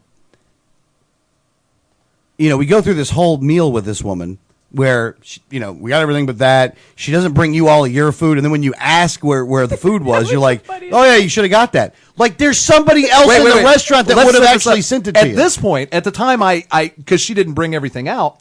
At that point, she was the only waitress there, which normally I would give someone credit for, or say, okay, well, yeah, she's all by herself, and we were at that point the only people in the entire restaurant. It was us, one waitress, and one cook. Right. It wasn't a real complicated there was another Asian woman back there, and I don't know what she was doing. She just popped out of nowhere at the end. Yeah. But we couldn't find our waitress for the longest time. We're the only people in the building, and she I don't know where she was hiding. She was just gone. She hid in the broom closet or something because she was nowhere to be found. And you were missing your pancakes and your grits. Right. And she finally gets back to the table. We are out of coffee. He's out of soda. Your pancakes and your grits hadn't gotten there. I'm doing shots from the creamer because I'm so thirsty. You had poured creamer in. Well, I had poured creamer in, anticipating more coffee, and there was no more coffee ever coming. And then I took a swig. It's like, oh, that was all just creamer. So she finally comes back and she says, "Is everything all right?" You said, "I was supposed to get pancakes and grits. Where are they?" And she goes, "Oh, well, yeah, you were supposed to have them." No, she says, "Oh, yeah, you should have gotten those." And I thought for a minute, was I supposed to go back to the kitchen? Is it a buffet? I said, "Well, you would have brought them." Right. And she didn't seem to understand that concept. Yeah, she didn't follow that one at all. Yeah. That one went right over the head. And then she disappears again. For another 5 minutes. Yeah, and it's not like, I forgot to grab those, or they're done, I'll just bring them out. Yeah, not my bad, nothing. It wasn't, he didn't cook them. It was just, she's gone. Yeah. She's gone. Yeah. And at that point, I literally yelled in the back, "Don't worry about it. Forget the pancakes. Just bring us a check." And no one apparently heard us. Because all of a sudden she comes out with pancakes. Well, and then when she came back with the pancakes, I'm like, "Yeah, can I get another?" She's like, "Would you like another Mountain Dew?" And I'm like, "Well, yeah. Can I get it to go though?" So she's like, "Sure you can." So she leaves, comes back with a glass that's not a to-go glass of Mountain Dew, sets it there, then goes back, grabs the cup, and expects me to perform this magical formula. Wait a second.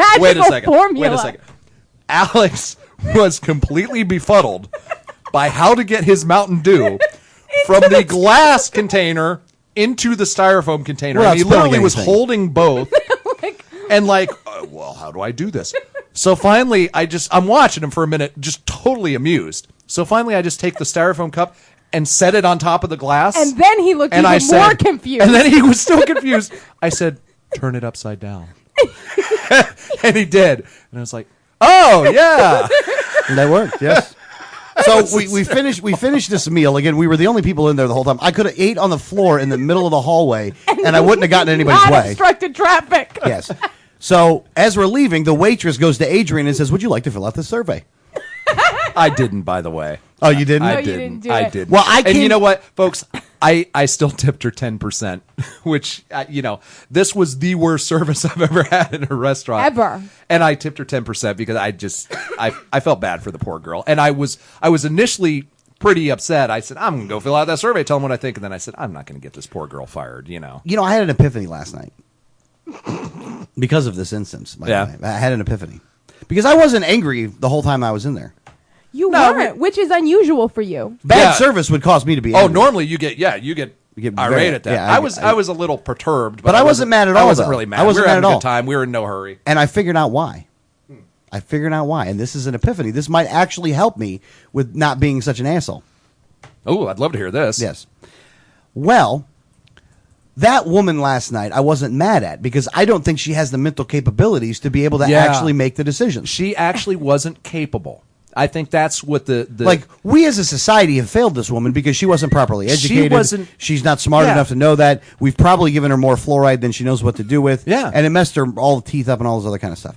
So, and she's just not that bright of a person anyway. And again, look, she was too young to have teeth that bad. Yeah. Oh, yeah. So there's something that went wrong. And again, they caused her to be this way. Because humans should not be like this.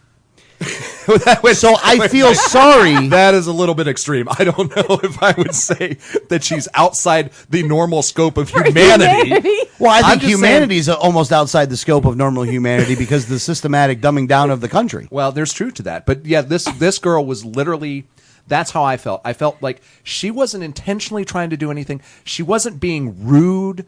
She just... Like nobody told her how to be a waitress. It was a deer in the headlights. She didn't. Nobody trained her on how to be a waitress. She didn't know how to do what she needed to do. So here's my epiphany, though. The epiphany that I have is I wasn't mad at that woman. Yeah, I wasn't angry. Right.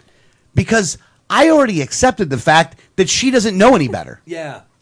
So I'm like, it's almost like not being able to be mad at someone who's just handicapped, like mentally challenged. Yeah. Or a puppy, right. you know. Yeah, or a puppy. Yeah, or a puppy. It's like they're a bunch of puppies. Yeah. So if I take this and equate this to everything else, like whenever I have to deal with things moving forward, that I'll be nicer. I'm just going to go with the assumption that those people just ain't even smart enough to know to do the right thing.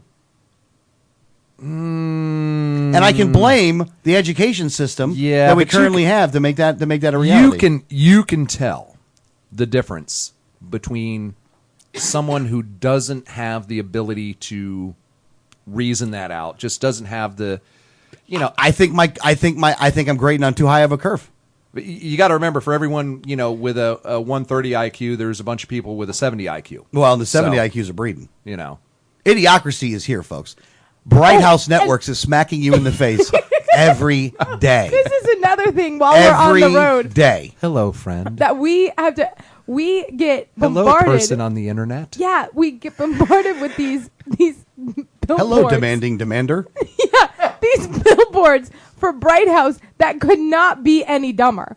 Like you cannot dumb these down to any lower level. But there's so many of them, you know that there's market research that means that they're effective. Right. That's the smack in the face. You know what it's like? You ever hear the Superman comment about how Superman, and by being Clark Kent, which was the mask, was his reflection of humanity? Right. And that humanity is just a bumbling idiot, basically? I'm not buying that. Okay. Bright House's signs are a reflection of humanity at the time, that you're so dumb that marketing strategy works. Yeah, I'm not going that far. I mean, again, I can't. That's a pretty long leap of logic. I think between. Oh, I think it's right there. I think it's just a bad marketing campaign. No, but I think it's an effective one, though. Well, they have them everywhere, and there's more coming. You know why it was effective? Because they branded the word hello. Because remember what they did first. No, hang on a second. How can you brand something that you say to somebody when you first see them? I think it's hello. It's idiotic, but it's highly effective. Because think of this: Welcome what to they Walmart. first did. What they first did.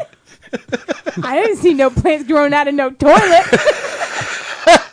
But they have electrolytes. That's what plants crave. It's what plants crave. All right, stop. All right, listen. What they did initially is they just put billboards up everywhere that said hello. And then they started to say hello, friend. There was no business logo on there, no tagline, stop. Nothing like that.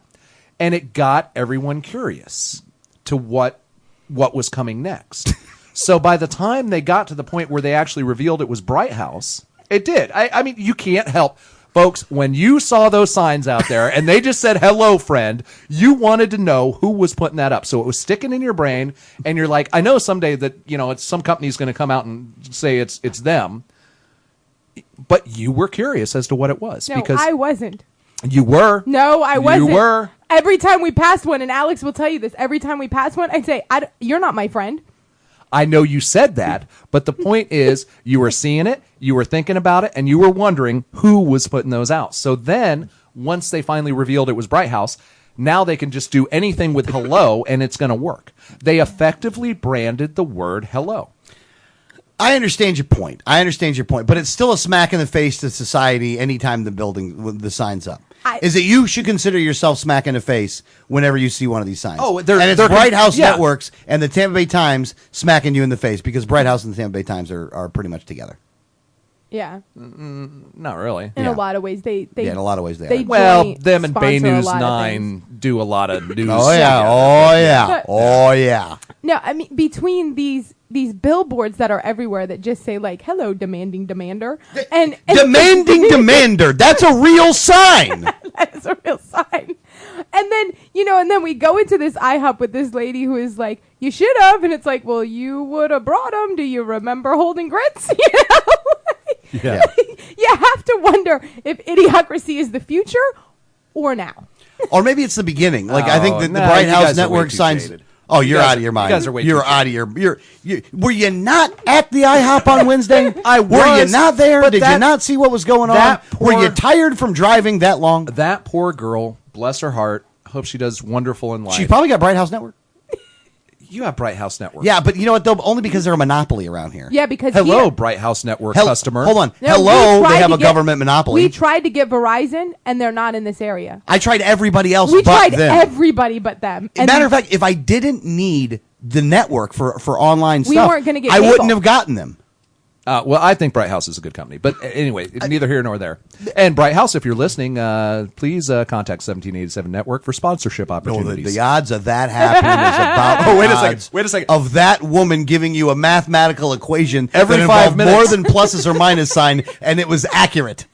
That's the odds. Like, that's the odds right there if you want to just know where those Wait a are. second. Not enough to even mention. Every 5 minutes, if Bright House, if you're listening, if you sponsor us, every 5 minutes, I will say to Alex, "Hello, loud talker," and I will say to Danielle, "Hello, pancake girl." And we'll say to Adrian, "Hello, pompous ass." Wait a minute. I just have to go back to this. If that girl gave a mathematic equation, it would sound something like 1 plus purple Equals Yeah. Eskimo.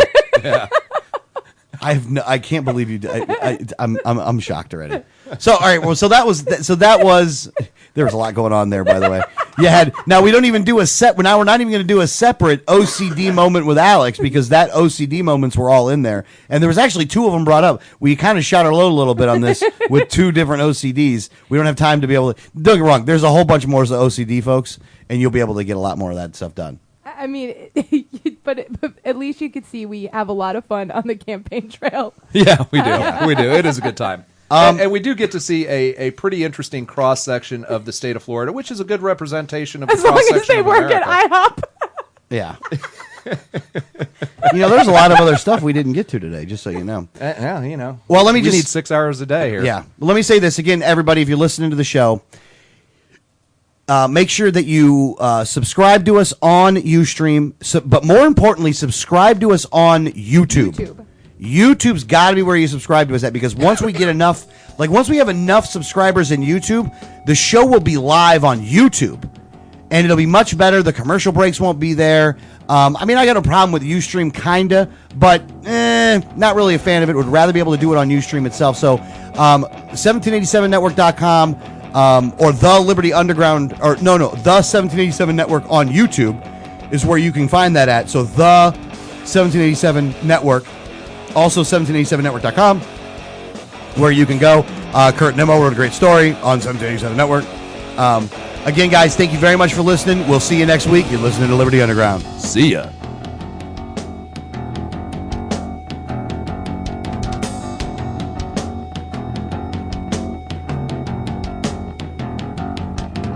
Lacing up my boots, lock and load my guns, and my